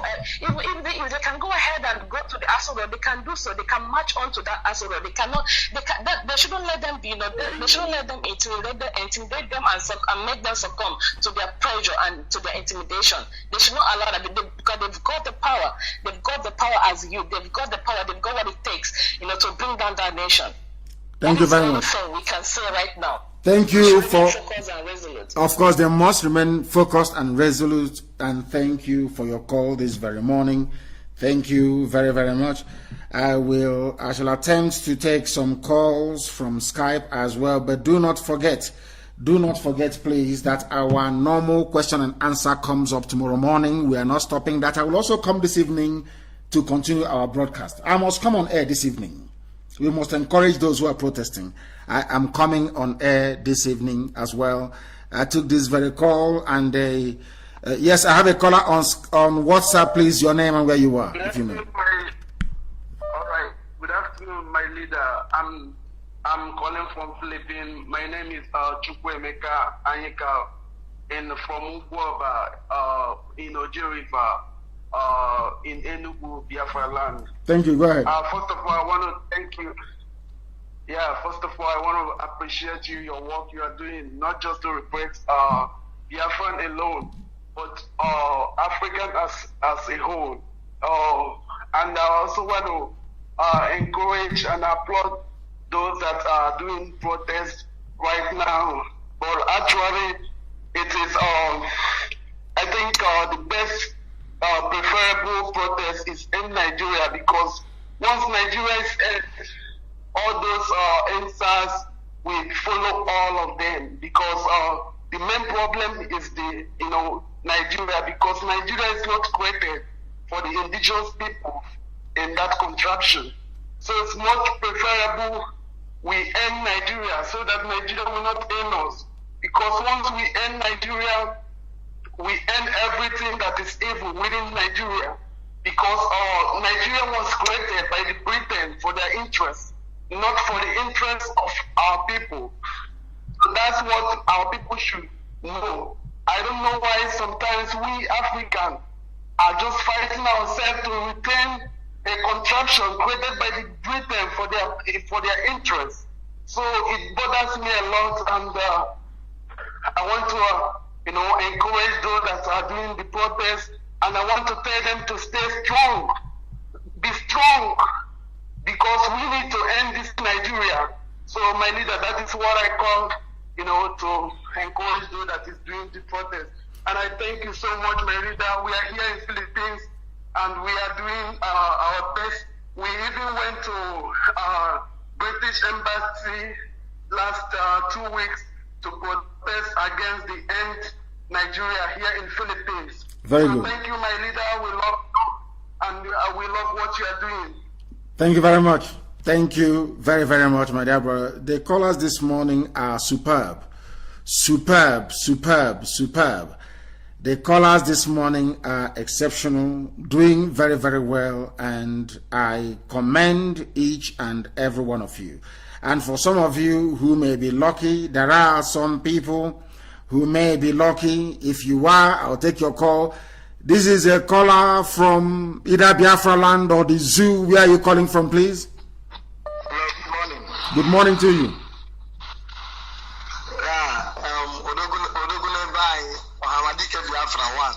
Thank you. What is your name and where are you calling from? Your name and where you are this morning, please. And you go straight to the point you want to make. Go ahead. My name is Mr. John Obika, and I'm calling from Nigeria right away. I'm calling from Anambra State of Biafra land. Yes. And I really want to encourage our youths for coming up to protest on the streets. The revolution we are all seeking for is here now, and they should not, we the youth should not be distracted. We should focus on what we are doing right now. And by the grace of God, I see Nigerian resting in peace in the grave where it belongs to. And that is my prayer. So we should all focus. Nigeria is just remaining just a little bit. It will divide, and that is our prayer. You see, so I really want to encourage them. May God bless them, and may God bless you, our leader, Mazen Nandi Kanu. So nothing will happen to you, sir. He said, Keep going power. He said, thank you very much. I have another caller on the line. This caller, give us your name and where you are, please. This morning, we are encouraging those on the ground, bravely bracing every element to protest and register their displeasure with the damnable Zoological Republic. Your name, please, and where you are. Hello, yeah, this is Pascal calling from the United States. Pascal who? What is your father's name? This is Pascal Osaga. Pascal who? Osaga. Okay, thank you very much, Pascal. Osama, please, thank you very much. Please go ahead. Okay, yeah, I tried with you several times before, but I couldn't get through to you. Regarding what's going on right now in Nigeria, I'm just trying to call. Thank God I'm able to go through tonight. Go ahead. We are listening. The world is listening. Please go ahead. Okay. First thing I want to ask you regarding Biafra. Can you please take off your phone from speaker and talk to me normally, please? Speak to me normally that the world may be able to hear you properly. Speak to me normally and move away from your listening device as well. If you can hear my voice, that means the world is also hearing your voice as well. Please go ahead. Can you hear me, Mark? Yeah, it's better now. Go ahead. Okay. I said I wanted to ask you some few questions regarding Biafra. No, questions will be done tomorrow. Questions will be done tomorrow, but you can ask today anyway. But tomorrow morning, we are still coming on air at 7 a.m. Biafra land time to take your questions. But very, very briefly, please. Today is for those who are coming out bravely to protest on the ground in Nigeria or across Nigeria. Go ahead. I already made a video regarding to those coming out to do a protest down in Nigeria. But just this very question, I want to ask you. Okay, since you said questions going to be asked tomorrow, I'll leave this question for tomorrow. But I just want to appreciate you again for kind of giving us the kind of morale and able to lead us and very boldly and brilliantly. And I'll say a very big thank you to that. But tomorrow I'm going to give a call back and regard my questions. Please do that tomorrow.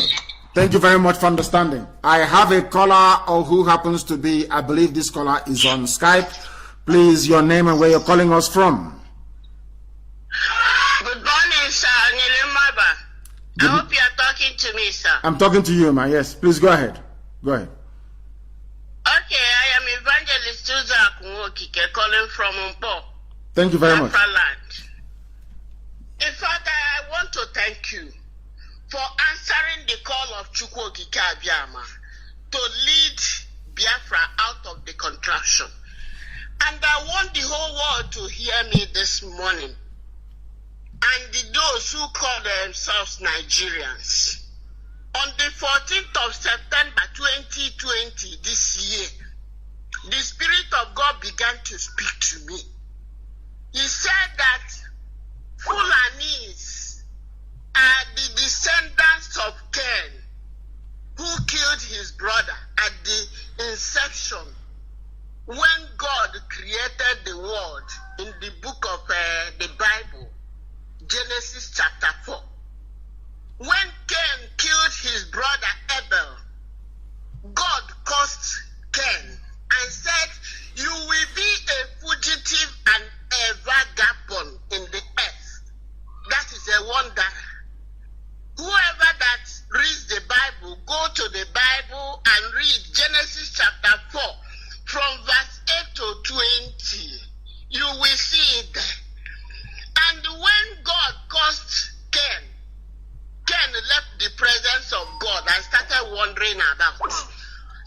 And he took a wife and came back. And then the children were subjected to wandering. They don't have any place. They don't have any country. They don't have any portion assigned to them. They are wanderers. And in verse 20,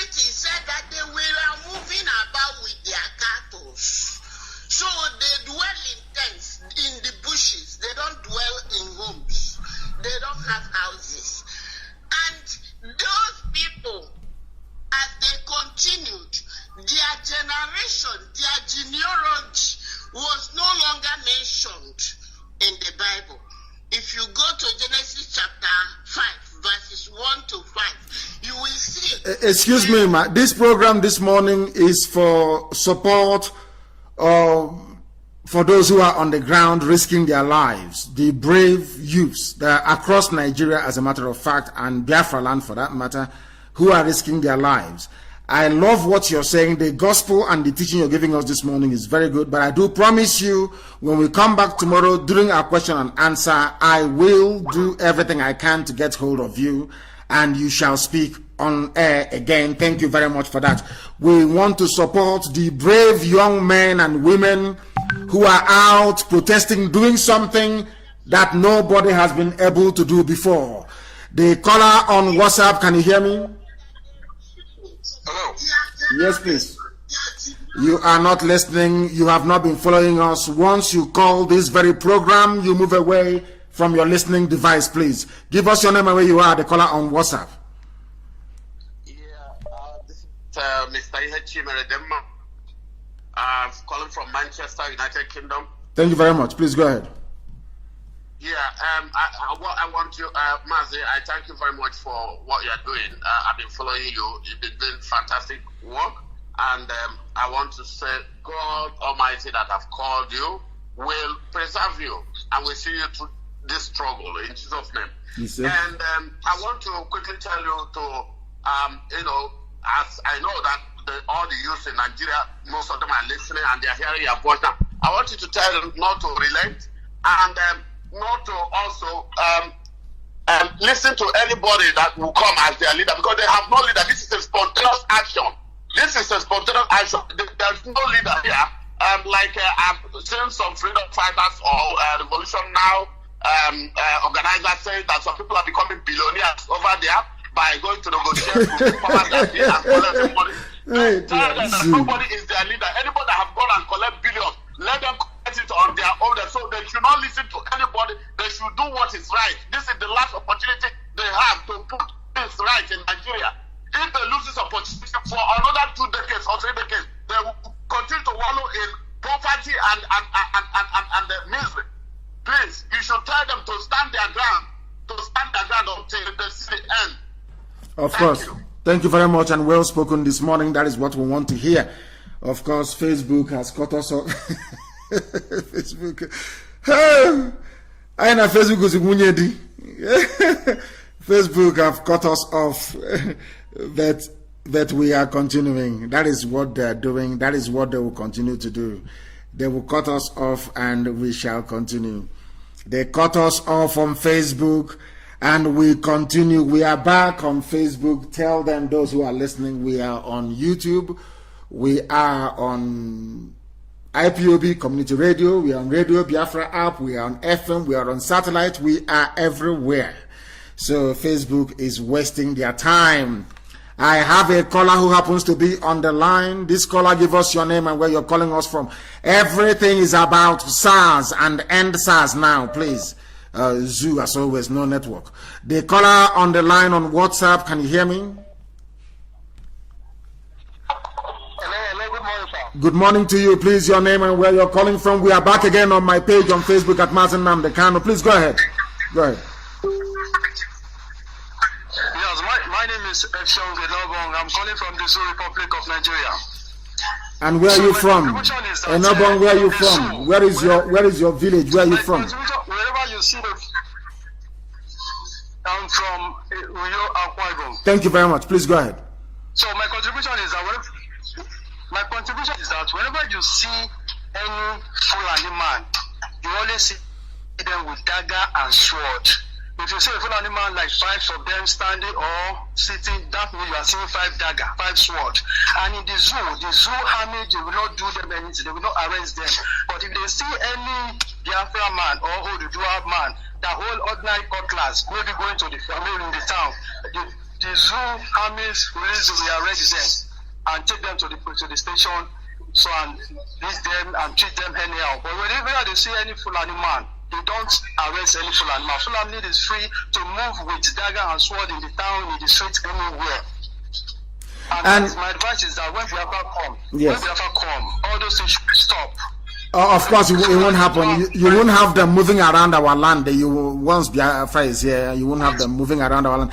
And there's something I want to also point out from what you have said. The reason why some of you are out there protesting is because there is double standard in Nigeria's policing as well. If you are Fulani Janjaweed and you're carrying a knife, you're carrying a sword, you're carrying dagger, nobody disturbs you. But if you're from anywhere else and they find these things on you, SARS will not only arrest you, SARS will kill you, harvest your organs, and render your life of your family, those you've left behind, miserable. I have another caller on WhatsApp. Please give us your name and where you're calling us from. The caller on WhatsApp, can you hear me? Your name and where you're calling from, please.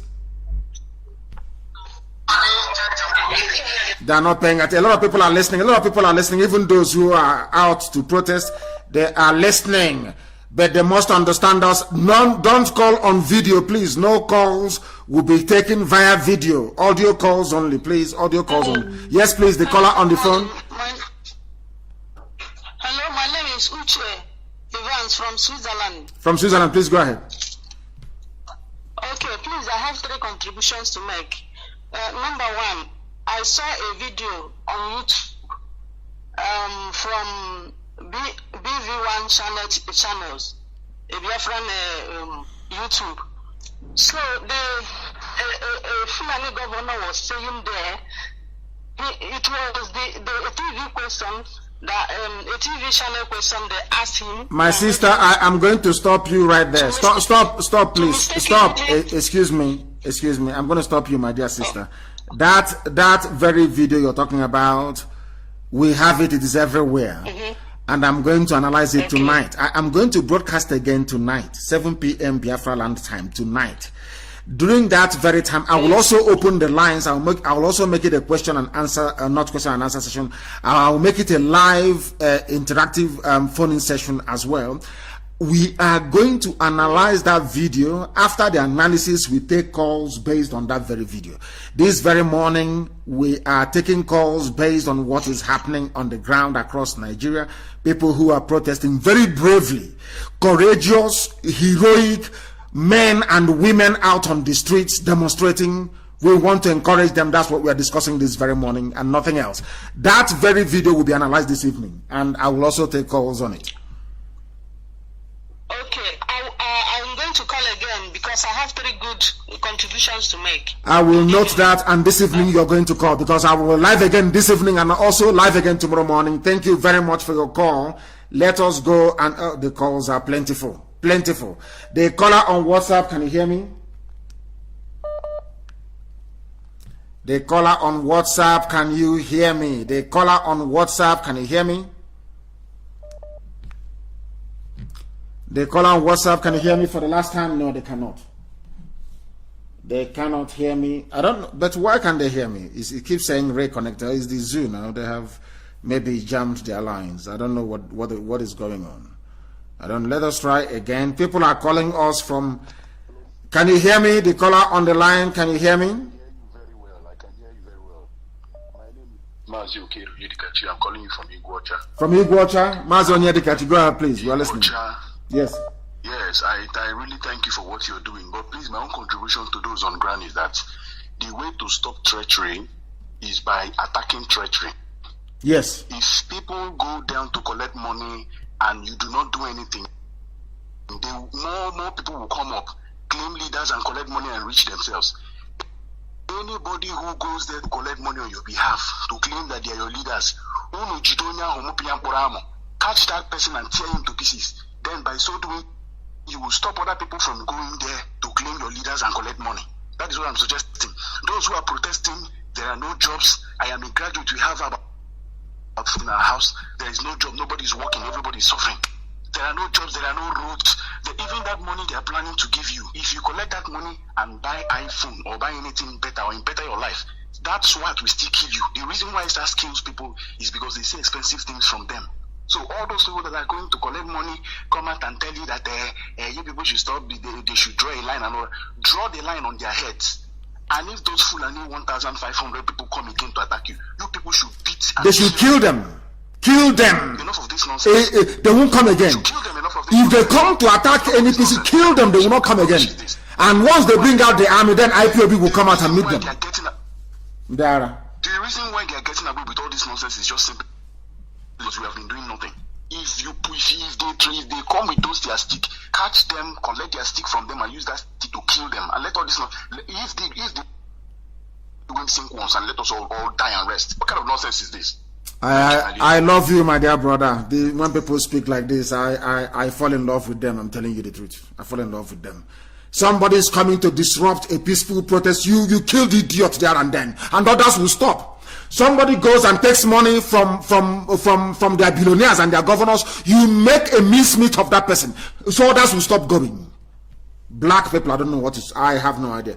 Even our lines are jammed. I don't even believe that even ordinary. I wouldn't say ordinary. That Android can even be jammed, but it's jammed this very morning. Let me go and see if I can take a call. The calls are too plentiful. The calls are too plentiful, way too plentiful. Oh my goodness. The systems can't even cope anymore with it. And I'm very glad. It makes me glad. I am very, very glad about this. Very, very glad. We are taking your calls this morning, please. We are... My dear brother, give us your name and where you are calling us from. If I can get your speaker to work, because our lines are crashing this morning. Too many calls, way too many calls, way too many. The calls are endless, and we expect it because the whole world is listening. Yes, please, my dear brother, give us your name and where you're calling from, please, if you may. I'm calling from Lagos, Nigeria. Ubong Etim, please hold on. I want to get you. Please, can people who are calling, some of you should please try and stop. It is too much. The calls are just too plentiful. Just wait, and hear somebody.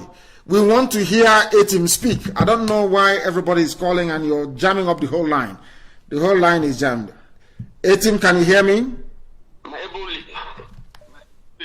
Yes, please. Yes, I can hear you very well. Etim, please go ahead. My able leader, we are all out here in Lagos State. Wonderful. Nothing will happen, no intimidation will make us to go back. Wonderful. We are ready for this old carcass. We are ready for these useless men. Useless and failed men, failed elders, my foot, failed people. Who have finished our father's future, who are ready and vouch to finish our own future. We are ready for them.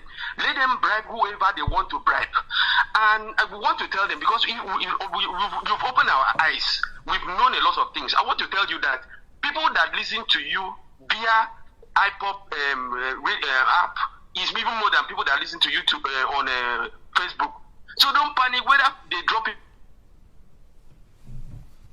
When you left, I was still listening to you. I was telling my wife that I'm still listening to you. Can you hear me, sir? Very good. The world is listening. If I can hear you, that means the world is hearing you. Go ahead. We listen. There are lots of people listening to you in other devices rather than Facebook. So don't even let them feel that because they are reducing your number on Facebook, people are not listening to you. We are listening to you, and we are ready for that time that you give order. Once you give order, all of those useless men, even in the so-called South, we are going to deal with them. Because they finish us. We want to recreate our life and make meaningful for our life and for our future. Thank you very much. Thank you, my dear. And I love your dressing. I have dressed like this before. I love the dressing you have on here with your very beautiful wife. I love it. On one of my pictures, I dressed exactly this way. Is this particular attire? Is it Ibibio or Anang? Which one is it? It's Ibibio. It's a Ibibio. Wonderful, very beautiful attire, and I love it. I dressed like this when BBC came to my house. Thank you very much, my dear brother. And you people should continue. Come out on the streets of Lagos, in Abuja, everywhere. And let me tell Buratai, they say that we have nothing, we make noise. I want Buratai to mobilize the army against the protesters. I will give the order to volunteer command tonight, and the world will hear the news tomorrow. If they think they cannot die, let the army attack the protesters, and thunder will fire them. Thank you very much. People must be very strong and resolute. Very, very strong and resolute. Etim, thank you very much for that very call. He dressed so well. I love his picture. The picture on his WhatsApp is amazing. The way he's dressed is Ibibio traditional dress. It's absolutely beautiful. The caller on the line, can you hear me? I have a caller on. The calls are just unbelievable. Can you please hear me? The caller on WhatsApp, can you hear me? Yes, sir. My name is Okoro Mechinedu. I'm calling from Cambodia. From Cambodia. Thank you very much. The world is listening. Please go ahead. Yes, sir. Thank you very much for your work. Good work you've been doing. I've been following you for a very long time.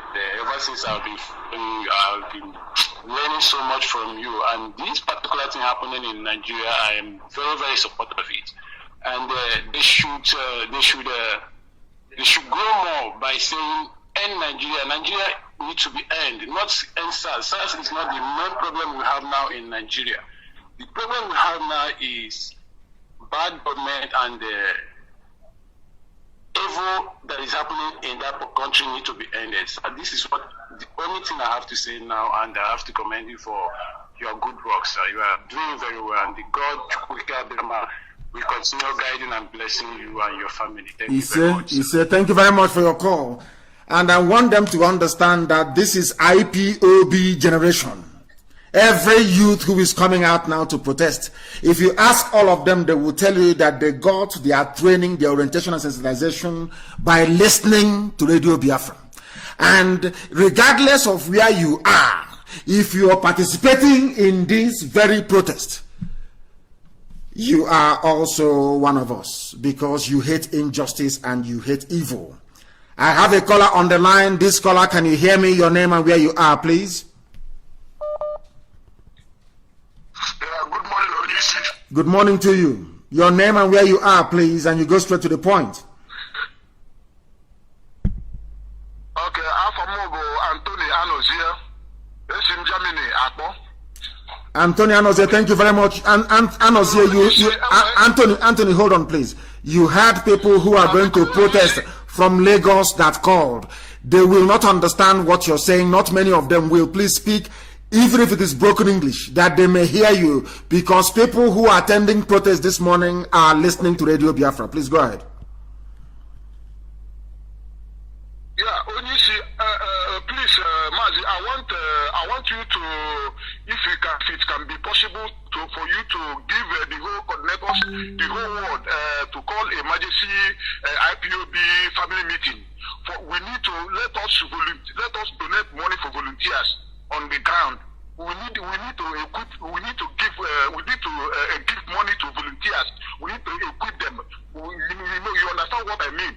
I want you to call emergency meeting to IPO the whole world, contact the whole coordinator. Let us, even if it is $50, €50, €20, we need to do something so that our volunteers will be strong.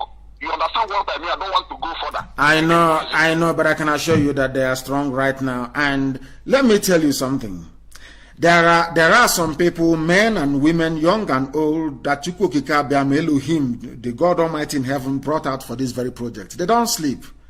We don't need to go back to even call a meeting for them to prepare or equip our volunteers. They are doing that on a regular, daily basis. And in the end, when the history of this very effort will be written, the world will hear about those brave men and women as well. So we are ready and we are prepared. You heard me here and I said, if Buratai thinks that he is strong, he should mobilize the army on the streets. Then he will say the might of IPOB. Right now, this very protest is peaceful. People are demanding for what is right, for an end to police and army brutality. And that is right. And I want them to keep it that way. But they must stay until all the demands are met. They must remain on the streets until all our demands are met, all of it, from top to bottom, because the demands of these young people who are asking for end to SARS is what everybody wants. The thing about common sense is that when you're asking for something that resonates, everybody will identify with it. Everybody will, and I identify with it, and I thank you very much. And meetings are going on, I assure you, and things are going to happen very, very imminently. The caller on the line, can you hear me? The world is listening. I don't know what has gone on. Reconnect again. I have no idea. I have no idea whatsoever. The caller on WhatsApp, can you hear me? For the last time, the caller, what is making it? These are people calling from very powerful countries where there are no network issues. So what is going on? The caller on WhatsApp, can you hear me? Yes, sir. My name is Elvis Ololo. I'm calling from Berlin, Germany. Thank you very much. Elvis, where are you from? I'm from other states, Biafra land. Thank you very much. Please go ahead. Sir, I'm very happy to get to you. I have been trying to get to you, but thank God that I get to you today. So let me go straight to why I'm calling. My suggestion is this. First of all, thank the whole people that came out on the streets. I have been broadcasting on Facebook and Instagram, trying to broadcast everything so that the whole world will see what is happening in this our useless government that is just treating us and maltreating us every day. So my suggestion is this: is it possible from your command that you can direct the IPOP, the Biafrans living abroad, for them to come out on the streets in the whole diaspora? When I talk about diaspora, it is everywhere right now, so that we can hear from our own side. We are agitating end Nigeria, so that the BBC, the CNN that don't want to share the news, that don't want to record the news and broadcast the news about Biafra, they have to. They don't have any other option. So it will be our own support, so that when people are saying end SARS, we are saying in Nigeria. It has to be a massive movement. If you can give the command that everybody, if it's 3 days, 4 days, 1 week, we all go on the street. Because from my own observation, since the Europeans don't want us to live, since the Europeans, they are the people that made Africa to be poverty, to be poor. They are the people that had a conference in Berlin, and they shared Africa among themselves. So since they say we are not going to sleep, since the UN say we are not going to sleep, they will not sleep as well. So that the whole world will talk about SARS and brutality, the whole world will at the same time talk about Oduduwa and Biafra at the same time, the same speed. I don't know if I'm making sense, sir. Too much sense, and I have heard what you've said. Here we teach, and we also learn. We also allow ourselves to be taught. What you have said is very poignant, is very important, and we are going to do something about it, be rest assured. There is no going back. As I said before, some of you recall my broadcast a few months ago, I said that the only thing saving the zoo is coronavirus. That's what I said. That very soon that anger will erupt and people will come out on the streets, and it's happening now. And we're not going back until we get everything that we want. Now is the time. But those who are at home will need to sustain it for a while, so that we know they are serious. So that when we unleash the Armageddon, it will now give us the desired results. Thank you very much. Thank you very, very much. I want to talk to people who are at protest grounds all around Nigeria. They are the ones that I want to talk to. Those who are at the protest venue, they are the ones I want to talk to. Although I know that they may switch off the what's it called? What's it called again? You know, the transmitting the mask that they have around those areas. They may do so, because that is why I've not been able to take any calls from any of those people. The caller on WhatsApp, can you hear me, please? The world is listening. Your name and where you are, if you may. Hello, my leader. Yes, please. Your name and where you are. My name is Chibuzo Emmanuel. Chibuzo, where are you calling from? From Ireland. You're calling from Ireland? I'm calling from Ireland. Thank you. Yeah. Thank you. Republic of Ireland. Thank you. Please go ahead. I want to say regarding to those who are protesting to end SARS now, I want to say that now is actually a good time for them to ask all the questions that they want to ask, that they have had in their mind for many years. You're right. Now is the time. You're right. To ask them. You're right. And now is the time to also demand for the answers they have been expecting for all these years. Now is the time for them to get the answers. If they fail to utilize this opportunity now, they might not have it again. That is This is for the Nigerians. This is for the zoo people, the Nigerians. I won't call them the zoo so that they won't take offense.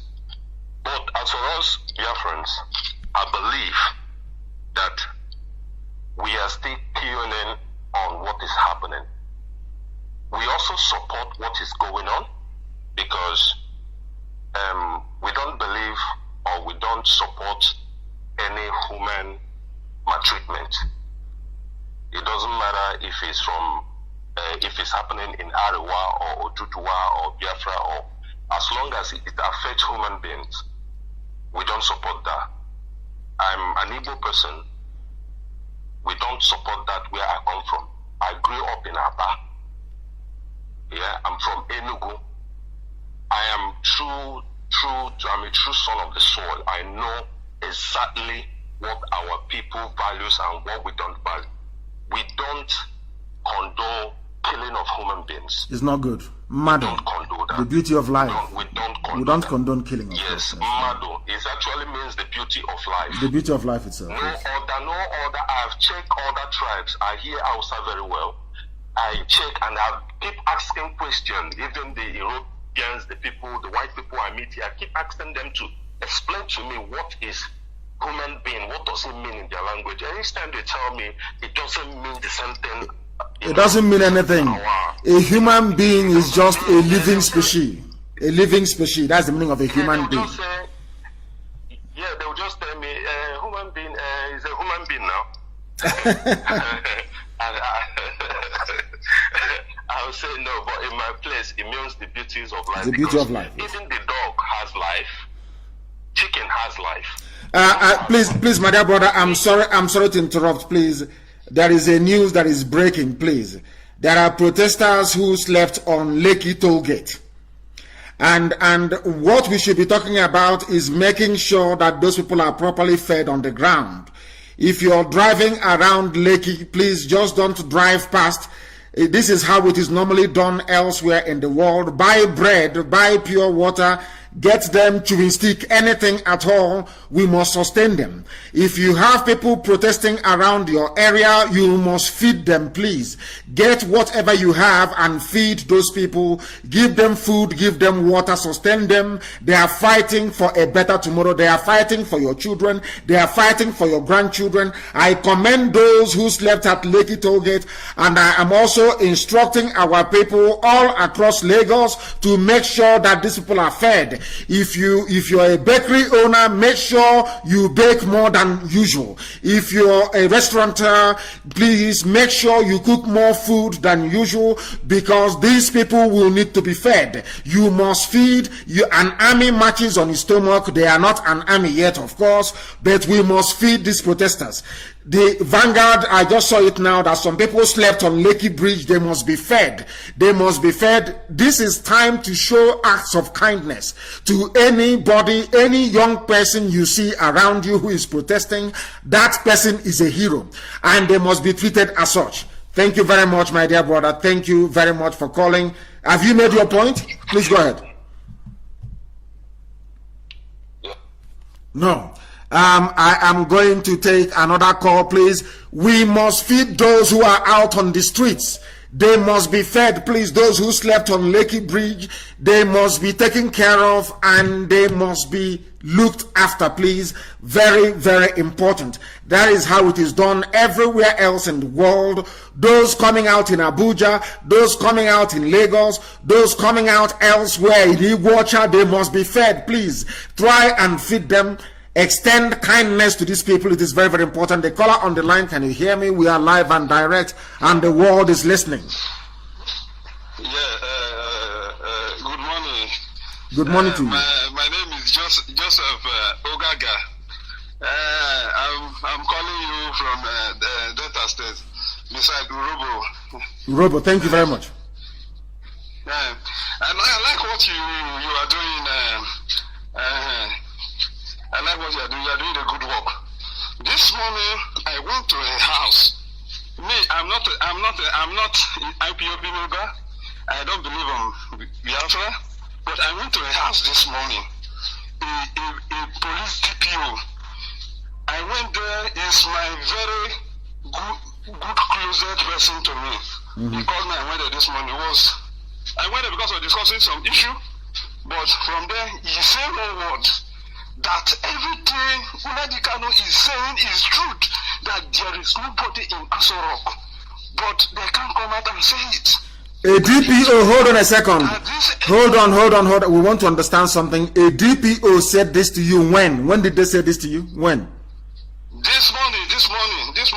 As I'm an Robo man, I don't believe in Biafra. But why don't you? Hold on. Why don't you believe in Biafra? Why don't you? You are Yoruba. Are you Yoruba? Do you believe that Urobo is Yoruba? No. We know that if Biafra happen, Urobo will follow, because when the children of Israel want to leave the Egypt, not all of them agree not all of them agree, but at the end they enter the promised land. You have spoken well. Cannot come from. Thank you very much. Continue your story. And fight for battle. Thank you. But at the end, they will join. At the end, we follow. Everybody cannot come out. I know. But the man said this word. But one thing I want to say now is that I see people, mostly Igbo people, in Facebook talking rubbish, abusing what you are doing. I told my wife, see these people. They know what they are doing. See what they are saying. I told my wife, see what these people are saying.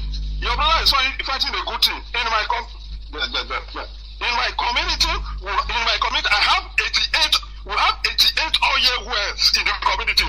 Go there, people cannot eat. People can, if people do not go to find they can't eat.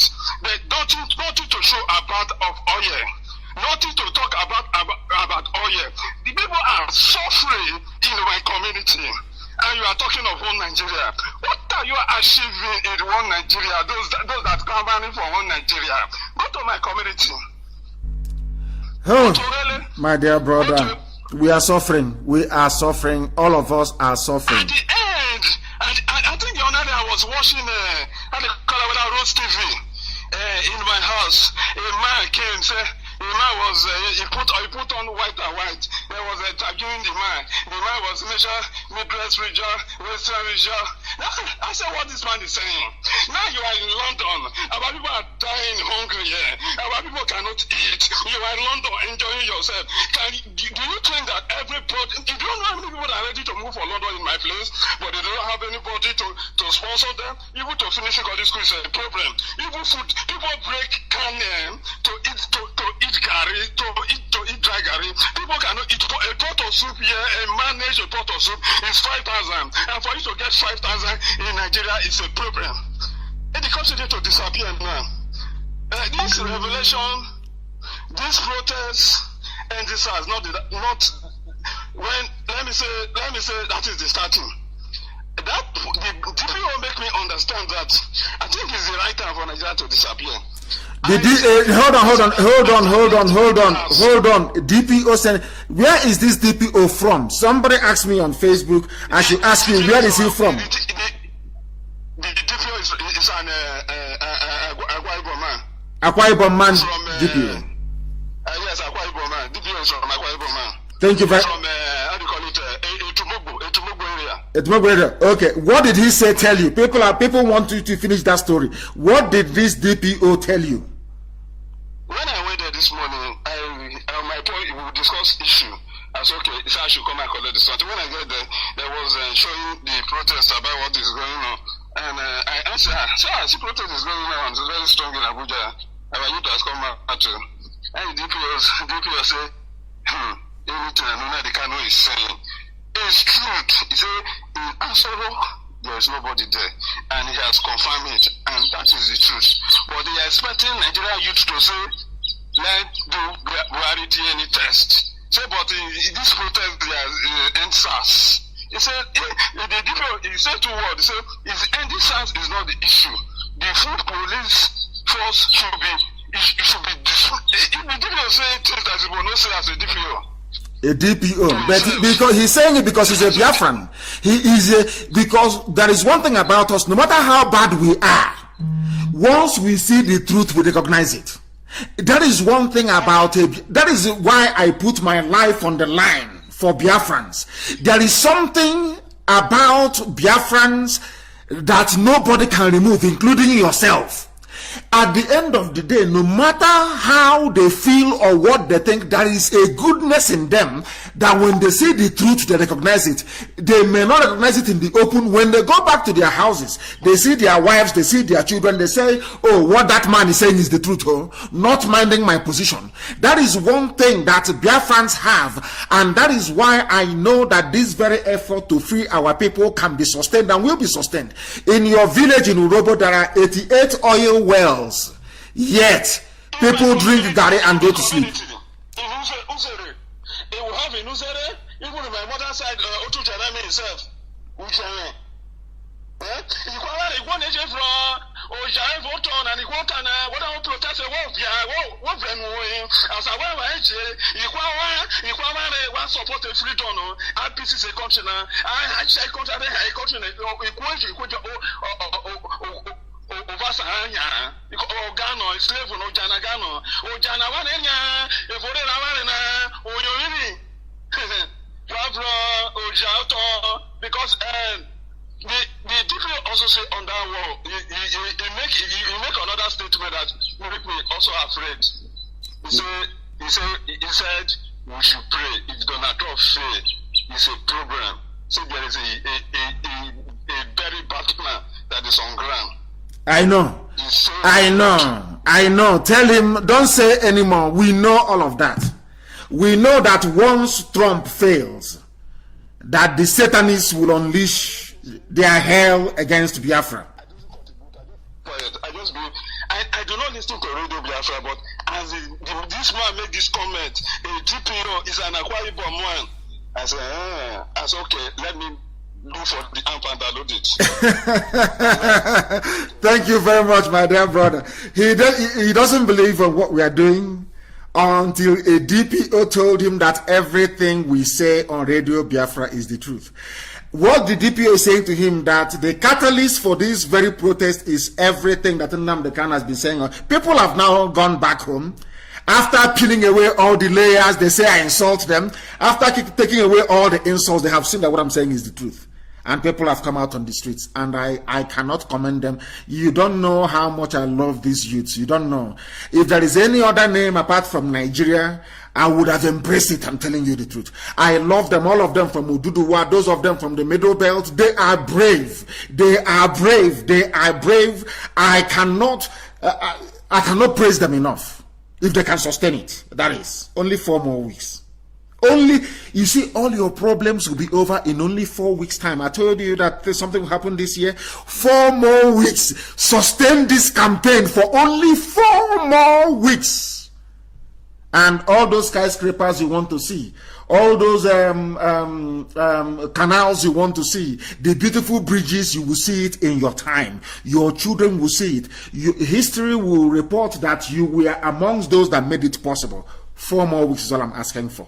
Sustain this thing for only 4 more weeks, and then it is over. It's over. The caller on the I want to close the program this morning, but it's becoming very sweet. We have defeated all our enemies. The caller on the line, can you hear me? Yes, my leader. Good evening from here. I hope I'm coming out clear. The world is listening to you, including Yusuf Mohammed Abubakar in Asarok. Please go ahead. My name is Chairman Pastor Chris Wise. I'm calling you from the Kingdom of Cambodia. Despite the trials of the enemies, winning is always our watchword. Yes. So I just want to say a very big thank you, because you always said in this very adage that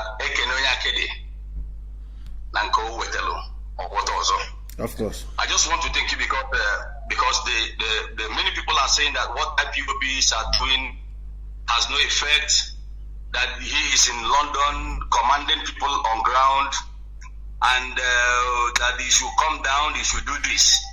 Now he's telling on them one after the other, because we are not smiling and we are not joking.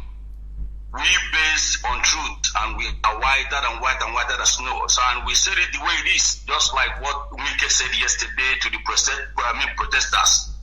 They don't hide, we don't hide things, we don't even politicize, we don't sugarcoat, we don't paint words. So I am encouraging those people that are doing the needful to continue, because consistency is the key word. Because you don't just go and shake the beehive and run away. When you run away, they will still get back again and gather with their evil intentions and ulterior motives. You continue with every means, either to burn smokes and to do things you need ought to do to make sure that the beehives are being scattered. So what am I trying to say right now is that that I'm thanking them. And at the same time, I want to bring to your notice our leader. I don't know. There is this very lady that was attacked. She's a Biafran that used to sing. Don't worry about that. We are dealing with it. Don't worry about that. I don't want to say what we're going to do on air. We are dealing with it. Yeah. Okay. Thank you very much. And I thank you, because what they are trying to do right now is to try your command. And that very command right now will unleash mayhem to that in which they are looking for. Let them just close the internet, and they will see what the I am praying for them to close the internet. I am praying for them to mobilize their army, and the zoo will fall within 48 hours. It will fall. Let me tell people something they don't understand about the zoo, the psyche of the people, the colonial masters, the neo-colonialists, and all the leeches and parasites that feed off the zoo. You must have a reason for doing anything you want to do. You must have a reason. The world must see the zoo for what it is. You don't preempt it. You don't start it. They must see it. Now they know that SARS is very bad. Very soon they will understand that the zoo itself is very bad. If you go after the zoo, nobody will talk to you about it. We know what we are doing. People sometimes don't understand that there is a method in our madness. We know what we are doing. We know when to move. We know when to stop. We know when to go sideways. We know when to go backwards. And we know when to go forward. That is something they must understand. I have another caller on the line. This caller, can you hear me, please? Can you hear me? No, they cannot hear me. The calls are enormous. And when people calling us from the protest center, the caller, can you hear me? Turn your system down. And tomorrow, every protest that people are going to, they should go with loudspeakers. We will be live on air tomorrow morning as well, broadcasting at the venue of all the protests, educating our people and letting them understand why the protest must continue. Give us your name and where you're calling us from, please. I can hear you. Good morning, my director. Good morning to you. Good morning to you. My name is Alex Okonkwo. I'm calling from Biafra land. Thank you. Go ahead. Thank you. Go ahead. Okay, my director, I would like to first of all encourage all our youths for the courage they exercise in doing the protest, and I also want to suggest something. I don't know what it looks like. I think this is the right time. I think the Biafrans all over the world, the Biafrans in the United States, the Biafrans in London, they should also start a protest and try to cluster and shut down the state capitals of the world. I think White House should be clustered. London State House should be clustered. All the parts of the world should be clustered so that they will really know that something is going on. Now, let me tell you something. I'm not cutting you short, my dear, but let me tell you something. You don't understand how this thing works. It works on the word M, is momentum. Once people at home can prove that they can sustain it, the key word here is sustenance. Can they sustain it at home? If they can sustain it, then It makes the life of those in the diaspora very, very easy. People in the diaspora can then push it over the line. But those at home, not when the diaspora starts now, the home will fizzle out. They will bribe people, they will cajole them, they'll tell your Igwe, failed Igwes, they will tell your traditional rulers, people who have failed us. These are failures. Anybody coming out telling you I'm a leader, this is a failure, because if they are not failures, by now there will be electricity. By now there will be employment. By now there will be good roads. By now there will be decent hospitals. None of this thing is existing. Therefore, anybody coming and telling I'm an elder is a very foolish, stupid elder that knows nothing. Diaspora will come out, but only when those at home can prove that they can sustain this very effort. Very, very simple and very, very straightforward. I thank you for your call, and I thank everybody else for having contributed. We are coming back tonight, please. 7 p.m. Go and announce it. 7 p.m. Biafra land tonight. We are coming back live on air. Tomorrow morning we'll be live on air. We are going to sustain this very pressure. Once they can last for 4 weeks, only 4 weeks. Oh my God, their lives will change forever and ever. That is the thing about this type of protest. People must gather and must stay outside and must continue to protest. Once that happens, 4 weeks, we will give the order. The whole world will come out, and then things will happen this year, as I told you it was going to happen. Now, please, I beg of you, make sure, listen carefully to me, please. The lines will be open. If we didn't take your call now, I'll take your call in the evening, please. Now, listen very carefully. What you must do this evening: go and download IPOB Community Radio, very, very important. Go and download Radio Biafra, very, very important. I want the link to the YouTube to be circulated because Facebook will mess up this evening as always. People are going to listen via other platforms, very, very critical, very, very important. If you're at home, go and buy a simple, strong decoder, satellite decoder, strong.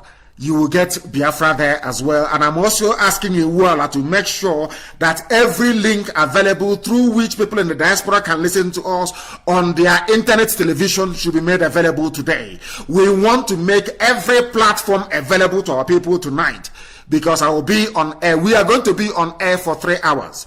I will only preach for 1 hour tonight, and for 2 hours we will take your calls. And we want those who visited every protest venue to be able to call this evening. I will provide a special number for them live on air for those who are at the venue of the protest to be able to call. The same thing we are going to do tomorrow morning. The zoo is in very serious trouble, and I can assure you it is crumbling.